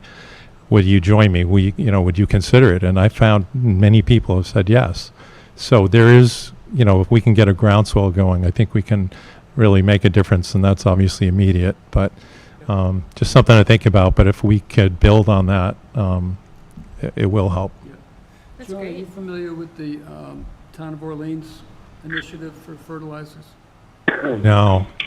We've talked about Falmouth. I know Drew and I were talking about that last week. Orleans has been very active in that area. You might want to take a look at their website and might get some ideas from them. Okay. And Their legislative bill has been refiled again at the State House. Last year, it came close to actually being heard. It was in its last reading, I think. So they're hopeful to get some kind of feedback from the state. They've been at it for years. okay, thanks. Thanks, Drew. We should put that on the lobbying list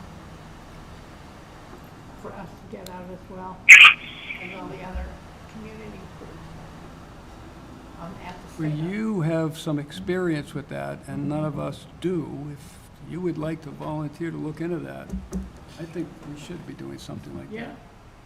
We really yeah, I should. have a lot of experience with that. Even if, we wanted to go the full advocacy route and join Orleans, I'd love to see Mashpee do that. Are they leading it? They've been at it now, and I believe there's 5 or 6 other Cape Cod towns that have joined with them.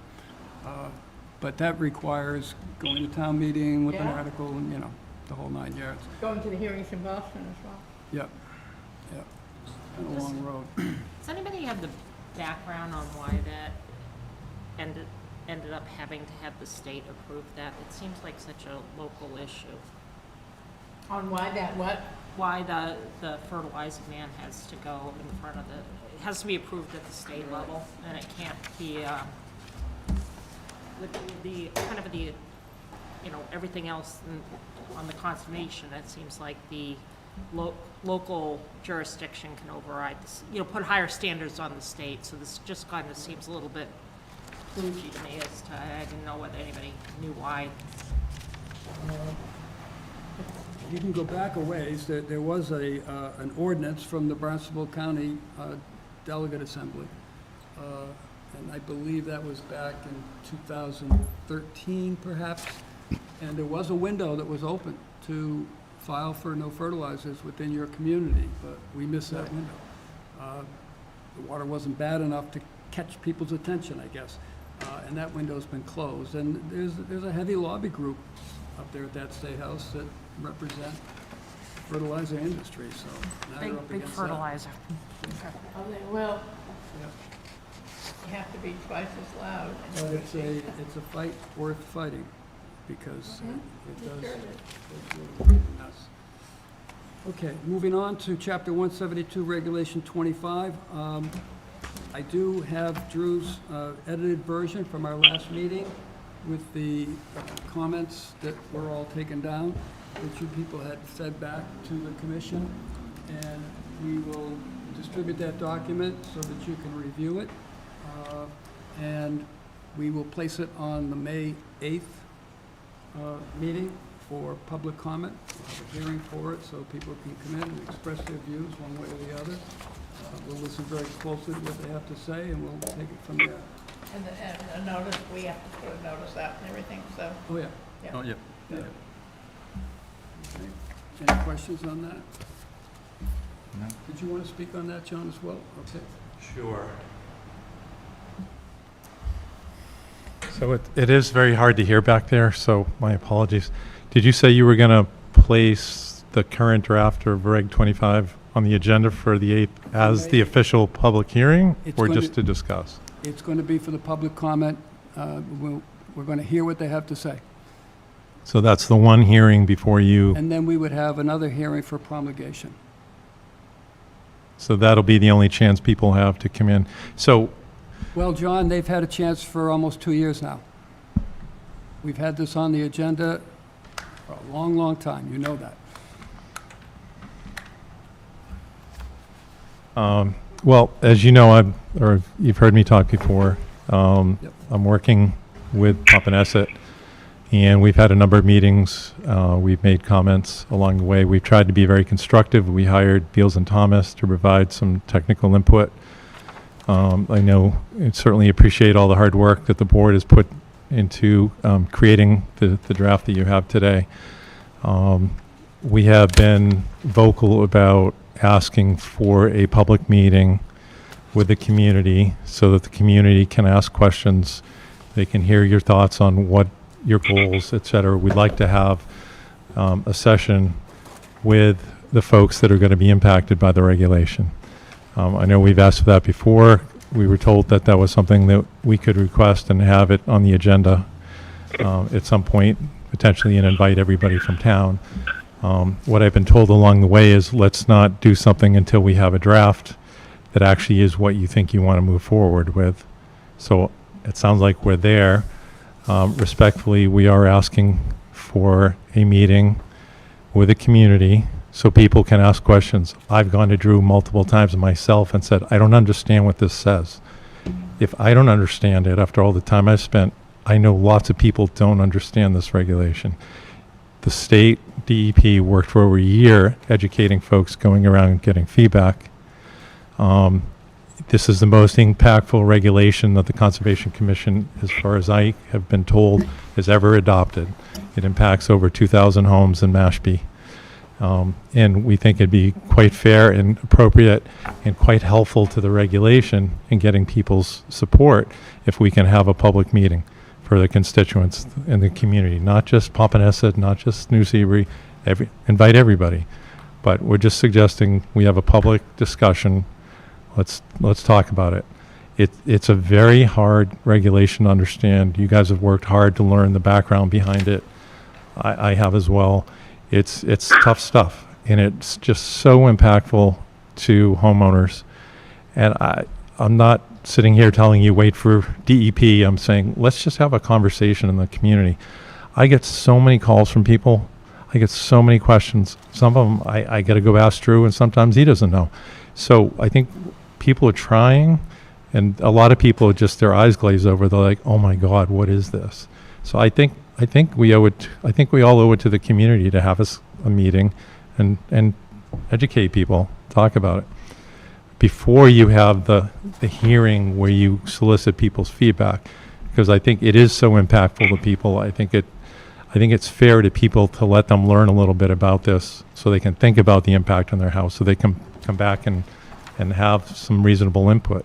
Otherwise, you're going to have a very limited number of people giving you input, and they're going to be people like us who hired Beals and Thomas. So that's our request. We think it's something that the community deserves. We think it's fair. I think we'd certainly like to see a lot more of that kind of discussion in Mashpee on lots of topics. And I know there's been articles in the paper about trying to get more open communication in lots of areas. So we're respectfully asking that you consider that. Can I ask you a question, John? Because we've talked about this before, and I know think everybody here on the commission is aware of what you're doing with the Papaneset Beach Association, Save Poppy Bay, and so it's a lot of work. But for every issue, I want to say this in the right way, for so many issues that come before every commission, you know, and every town meeting. There's an obligation on the part of the taxpayers to get in, like you do, sit, learn, read, research, etc. So I'm wondering if you can imagine or describe what this meeting would look like. Would it be organized by citizens? Would it be organized by the town? What are you looking at? Because the last time that you and I spoke about this, I said there's just no way, and I didn't ask anybody else, I just gave my opinion, there's no way that the Conservation Commission can create and host and organize a public meeting for citizens to come and learn about 172-25. Why not, though? I mean, Marjorie, why not? Why not? Why not? Yeah. I mean, we wrote it, right? And theoretically, we are the subject matter experts. You're the experts. And we're the experts, and if you just envision this like 2-hour meeting, Yeah. you know, at 10 o'clock at the library, it's the same way they just did for the police station, right? Okay. Come in and hear all about the mold, blah, blah, blah, and it's publish it, open it up, it's a Q&A. I used to do this all the time. I used to do it all the time, I used to too, do but all who's this gonna time do with this? my, Who's with my organizers? Who's doing it? Who's answering the questions? Who's showing up? Are we all forced to Who's show on the up? speakers? But This but is what's hard to figure out. We've had so many public meetings with this being spoken about. The last time we were hashing it out, people could be here. Nobody was here. But- It was a public meeting. There- But here's the deal, right? Yeah. Is if you do this, right, and you open it up, and you have Paul chair, and we, you know, maybe we're not all there, but we had a rules committee, and I know the rules committee, you guys have worked really hard. But if you show up and you take the questions, one is you dispel the myths of what's happening, you give people the opportunity to hear, and, I mean, it's a very, there's a lot of technical stuff to go on, so you can kind of ground everybody to what this really means in practicality. And what you end up with then is you defang all the nastiness that is going to happen at the May 8th meeting. And Shauna, you also, in doing that, you step outside of the prescribed procedure for home rule authority. Okay, We- so that's a good, that's, We that's, look at regulations consistently. That's why we have a bylaw review subcommittee. And we look at all of the little issues that come up for all of the hearings that come in. And we say, gee, we got to go back and look at Regulation 12 and increase mitigation. We have to shrink the float size in Regulation 27.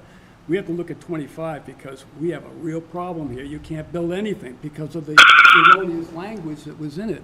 So we have to follow the prescribed protocol. so that's fair, Paul, and And nowhere in that is there a quote-unquote meeting for the community, a workshop, let's hear everybody's input. We get the input from the commissioners that reside on that bylaw review subcommittee. We bring it before you guys, you hear it. We listen to the public, and we get their letters from people that they may even want to. So we've done this. It's been a 2-year process. To now say, well, let's just stop and let's have a meeting dedicated to, let's pull Regulation 25 all apart again, not under my chair. okay, No. so that's So- fair enough. so But nobody- Can I just ask us a different question then, Sure. right? So, this has been a 2-year process. Do you believe that the public, who now will have their final opportunity to say, do we need to kind of message, do we need to think about not May 8th, but do we need to, you know, in the paper and things like that, say, here's where you get it, you know, do we need to push the May 8th meeting out, requests for maybe written comments period? So explain the process. So they're gonna come to We need to follow the prescribed steps for home rule authority. Drew and I sat in front of the select board, and we went through each and every one of those steps. This regulation, we only hear from the public, it's a big regulation, it affects a lot of people. Every regulation does. So we need to follow the correct procedure, because if we don't, then where are we? We're approving a bylaw regulation that's been conducted completely different than any of the other regulations. You have to be consistent. You can't say, well, okay, because this person came and this person came and this person wants this and this person wants that. That's not the way the system works. The system works through a bylaw review subcommittee. People that have been on this commission literally for years, that have some expertise and some background, and they make recommendations. And we brought them in here. Multiple God, we times. brought them in here for it's 2 months short of 2 years. Many times. And no regulation has gone that long. There's And this also- one shouldn't oh, I'm have sorry. either. You know, this needs to be closed out, can be revisited at any time. We've gone back into 12 twice now since we've changed it, and we're probably gonna go back in again, because things do change. Nothing's static here. I brought it up in a hearing tonight. Look at the Morris Data Viewer. Things are changing very rapidly out there, and if you think they're not, you're just kidding yourself. And I know that we'll be back looking at 25 within another year or two. Yeah, because maybe when the state DEP comes out, we might want to look at our regulations and say, oh, yeah, let's match up with the state Right. We need to DEP scale this regulation back. whenever We need that to comes ramp it out. We up. don't know when that's going to come The out other yet. thing, so. can I just say, I'm so frustrated because I know everybody's frustrated, and I know all of your neighbors and whatever want to know.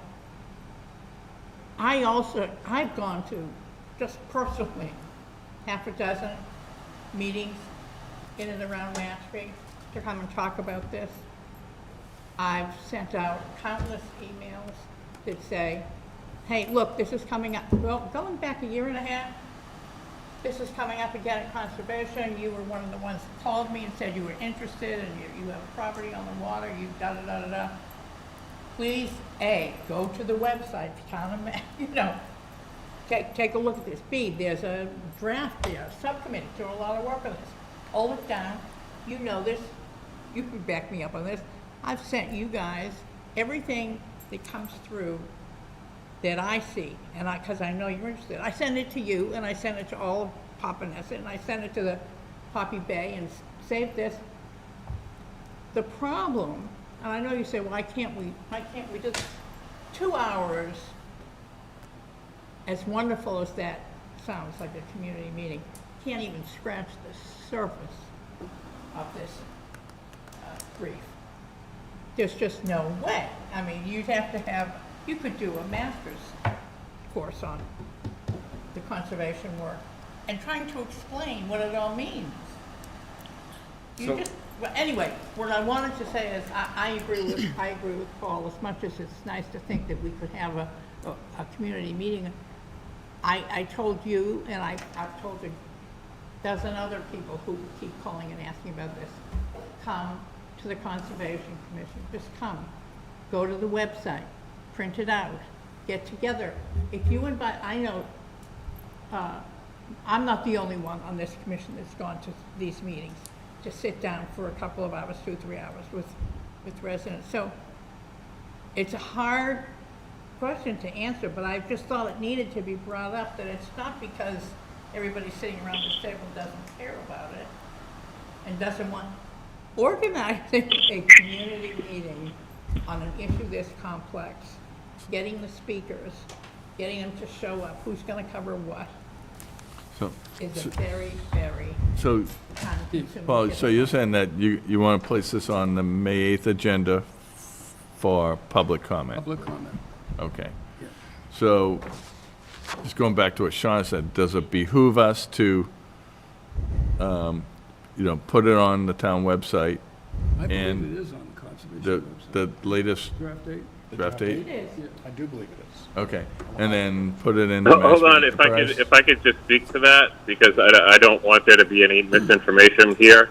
Okay. When it comes to preparing for a public comment meeting on regulation changes, we do post it on the website. It is not posted right now. It's not. It will be posted in the anticipation of public comment, so people can tap into that resource and get themselves, fully informed leading up to that hearing. So it's not there yet. It's only there when you guys agree that it's going to be on a particular meeting date, and then we follow up accordingly. Well, if it's not up for, are we ready to go on the 8th then? We have 2 Say it weeks. again? There's plenty I of said if time. it's not up and it hasn't been, to your point, published as our warrant, is May 8th the appropriate amount of time for the public to Should have? be. We have 2 weeks. All right, and does it behoove us to notify the Mashpee Enterprise for people that don't look on the website that buy the It would be- newspaper? That's part of the process. Part of it, That's okay. part of the home rule authority. We have to advertise it in the paper just like a hearing, Okay, just like a permit hearing. It's the same exact process. all right. We'll follow. Those I are would the steps also that I suggest- referred to. Okay, that we're that's following. fine, Okay, that's so fine, then and I any- think that, yeah. Six Any specific town steps. person can go pull up 8, look at it, and then come to the May 8th hearing and ask questions. Yep. Okay. Yeah. And then I think we just better make sure we have the right amount of block of time available to hear everybody. Maybe It's a very, it'll only be John again, but Well, how many hearings do we have on May 8th right now? maybe it'll be more. There's quite a few. So that's gonna be a long meeting then. Yeah, so that, isn't it possible, can I also, How many are on the following? when you're done? One. Is that one we continue tonight? Good. Is there any way we could put it on the following meeting and keep the following meeting to less agenda items? And ask people when they come in. I will would you I sign would this recommend waiver? that because you've also got executive session on May 8th. So I think May 22nd is a much better, more reasonable date. I think. May 22nd for. Let me for- confirm. Talking about? We're discussing whether or not we push it to May 22nd because May 8th has an executive session and a full docket. If we push it Then there'll be more time. a little bit more Yeah. time Yeah, and we just limit the number of hearings on and we that. limit, and we just ask people as they Try to submit limit.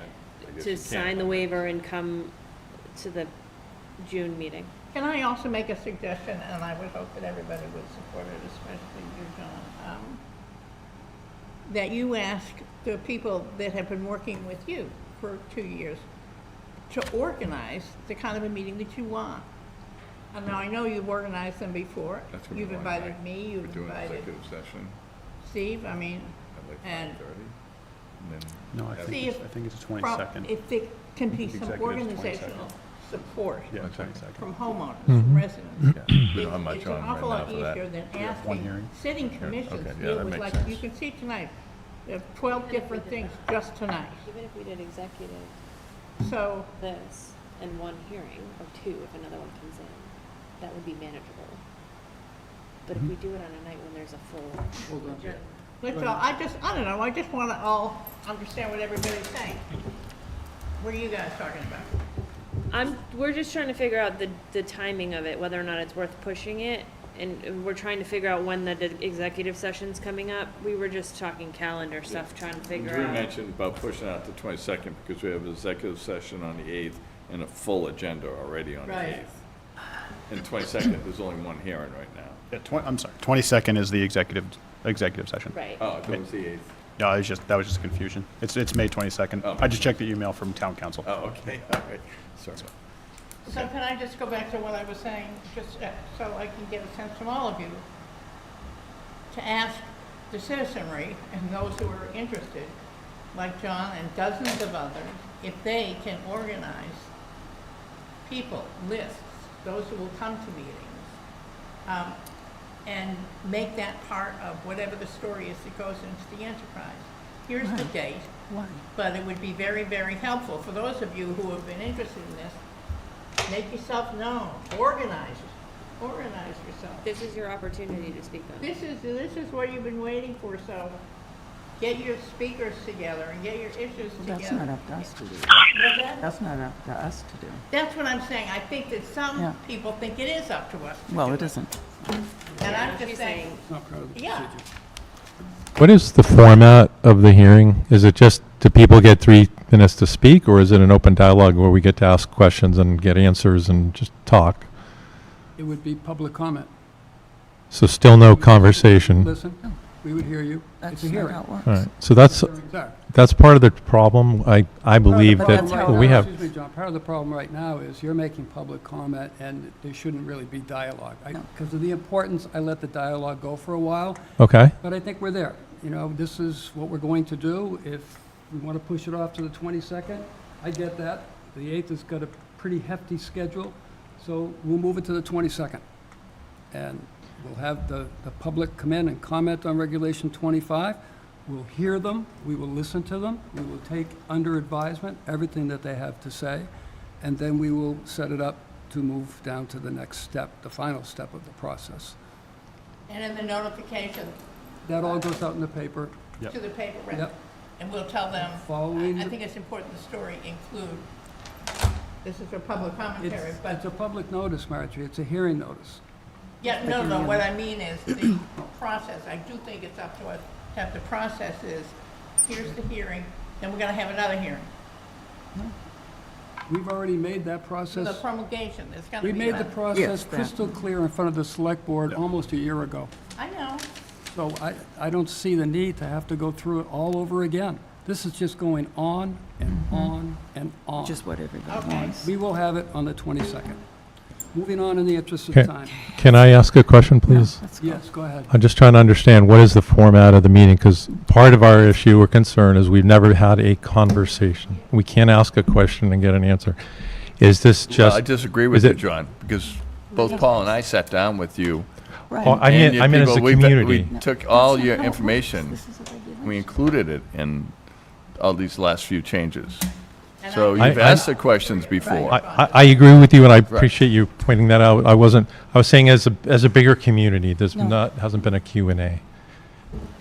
You guys have certainly engaged one-on-one, and it's truly appreciated. So multiple people asked me, can you please find out tonight what the format is? Is it going to be, do you just get 3 minutes to speak, or can you speak longer? Yep, Be a that's it. hearing. I'll conduct the hearing as I do the hearings tonight. And I will go to the public for comment, like I always do. And that public comment will be limited. It has to be, because we probably have a lot of people. I think as long as So will it be limited, like, to 3 minutes? That's typically what the select board requests, 3 minutes. Yep. Okay. To Marjorie's point, if we can organize a public meeting, can Drew come and That's talk up to to you. people? That's entirely up to you, John. It Okay. has nothing to do with the procedure and the protocol that we follow for home rule authority. I can't make it any clearer than that. For us to step outside of that procedure leaves us as being arbitrary and capricious. And I, as chair, am not going to preside over something that leaves this commission open to that kind of a charge, period. Moving on in the interest of time. Thank you. Thank you, I appreciate it. Thanks, John. Next topic is Climate Resilience Initiative and Resolution with Skipping Commissioners over that for tonight. Thornbaugh and Zolo, and Sarah's not here, so I would take a motion to table this. Sure. Sure. Second? All set? Yeah. All those in Move, favor? second. Aye. Yeah. Sandy, I Alex, me? think, Marjorie, second. Steve, yes? That was a fair question. I Alex? didn't even know I made the motion. Yes. Marjorie, Yeah. Yes, Sandy, and I say yes as well. Certificate of compliance process, I know Drew has had something else come up that he wanted to speak with us about, so Drew, I'll turn it over to you. Okay, thank you. So just very briefly, there was some discussion about the certificate of compliance process at a previous meeting, and I just want to make reference to the fee schedule under Regulation 6, I believe it is, where you'll see under the first 3 requests for COCs that are listed with their associated fees, there's also first, second, and third inspections that are listed under that regulation. And my point is, instead of if there's a COC that comes in and staff says, yeah, there were some issues with this, nothing major, but yeah, it's not 100% in compliance with the order conditions of the plan of record. Something, let's just say for argument's sake, can be easily rectified by staff. In those events, that's why you see that first, second, and third inspection with associated fees under that regulation. So instead of voting to deny a certificate of compliance in that scenario, what I'm asking is to go back to the way we've been doing it ever since I started with the town, which is if it's something that can be easily rectified and brought into compliance fairly quickly, the commission can do one of two things. You can either sign the COC that night with the understanding that the issues will be resolved and staff will fully inform everyone of what those issues are. And then we will withhold issuance of that certificate of compliance until those issues are rectified.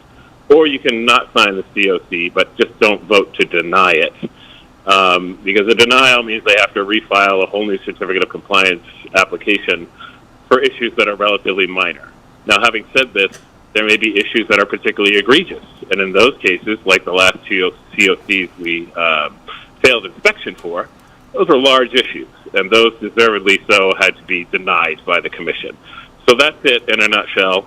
I'm just asking for a little bit of leeway to expedite the simple stuff, the low-hanging fruit when it comes to COCs, versus the more egregious, non-compliance with COCs. And generally speaking, non-compliance with COCs is an extremely rare event. And I certainly hope that Commission will, have faith in staff to do the right thing. I understand the whole shed issue that was brought up by Alex previously on 222 South Pond Road. I apologize for that. I'm happy to explain it more. I think you would benefit from hearing an explanation before any rush to judgment about staff capability. So that's it in a nutshell. Thank you. Thanks, Drew. I just have a question. I mean, is there a time limit when somebody files for a COC that we need to sign off on it by? It's 21 days. So 21 days is really under the ordinance for permits like orders of conditions and RDAs for decisions by commissioners. I'd have to look into DEP to find out, research with DEP to find out how it works with COCs. And once I get the information, you'll be better informed as to whether or not you can sign it and we can withhold it or not sign it at all. The bottom line here is like for stuff that can be easily rectified, I'm just asking that the commission not vote to deny COCs in those scenarios. Sure. I mean, the way I worked with them in the past, and it could have changed in 10 years, but if somebody filed for a COC and there was something that wasn't right, that was slightly off, that was the only time there was any teeth to get them to do it, because typically there was like a real estate transaction waiting on it. So yeah, even if they filed it, the commission wouldn't sign off on it until that issue was fixed. And it was just like the carrot used. I don't recall it being a 21-day turnaround. It very well could be. But why wouldn't it just, I could see it working where somebody submits it, you guys do your visit. If it's not right, you tell them, you work with them to get it right, and then we sign off on it once it's right. that's fine. Yeah, I'm fine with it either way. Whatever you guys prefer works fine for us. Yeah, because I don't think we need to deny it either. Now that I've encouraged the commission to vote on these COCs, because we weren't doing that previously, I think it's the proper thing to do. I just, want this to be considered when it comes time for, if it's a failed inspection, maybe not vote to deny, but just use that other scenario where you just don't sign it and it kind of goes in limbo until compliance is achieved. Well, does it need to be put on the agenda until it's clear? Like, No, we can leave it off the agenda. Right, Or, well, we'd have to get the applicant to sign a waiver of the 21-day, because that's also a statute to get applications onto an agenda. We're held by that 21-day statute for that as well. So you can just continue it or what have you. I don't want to get bogged down in a lot of unnecessary paperwork when it comes to this process. So, I think the bottom line here is just trying to expedite the low-hanging fruit, and if it's a serious, egregious situation, obviously that warrants a denial. I mean, I think it'd be great if it just didn't come before us unless it wouldn't be on the agenda unless it's in compliance. I don't ever recall seeing a time limit on COCs, Me but neither. it could have changed. Yeah, I can look into that more and find out. I mean, the bottom line is the recorded order of conditions places a lien on your deed. That lien doesn't get removed until a signed and recorded COC Right. process happens, and you can't sell or transfer your home when you have a lien on your deed. Right. Damn. That picture is like Okay, 8 years old. thank you. Ancient. Thank you. Friends with the people. Oh, my gosh, Rick. And I'm going to turn the updates over to you. If there's something there that requires an explanation, All right, so for the restoration project in town, Red Brook, Quashnet, and Mashpee River, there will be some on-site tours coming up. Tentative date of May 10th right now. More info to come forward for that. So that will be in the very near future. Not the same as the like community meeting on it? No. That's the- Community meeting will be at the Government Center. The Yeah. date is the 5th, correct? Yes, the 5th, the weekend before. May 5th is a Monday. It's a third, I think. The 3rd, Third then, it yeah, is. so it's Yeah, that the Saturday. Saturday. So it'd be the Saturday before the 10th. Okay. So that's at the Mashpee the Tribal Government Center. Great. And the tours will be on site at whatever specific one you want to go to. Awesome. So Herring are fully in. I will say that they are running the ladders in very large numbers. Yeah, other than that, pretty good. Vernal pools are absolutely packed. I know I mentioned it a lot of times. There's a lot of activity in them. I know I've been out planting a bunch of trees as well, and maintaining trails, and spring is in the air because everything's out, so it's kind of nice to see. That's it. Did you just say swinging from the air? Spring is in the air. Yeah. Is it almost? It must almost be 9. So. It's too late at no night. additional topics No. No. for adjournment? So moved. Second. Second. Roll call vote, Steve? Yes. Alex? Yes. Marjorie? Yep. Sandy? 4-9, look at that, quarter. Split the difference. You said 8:30.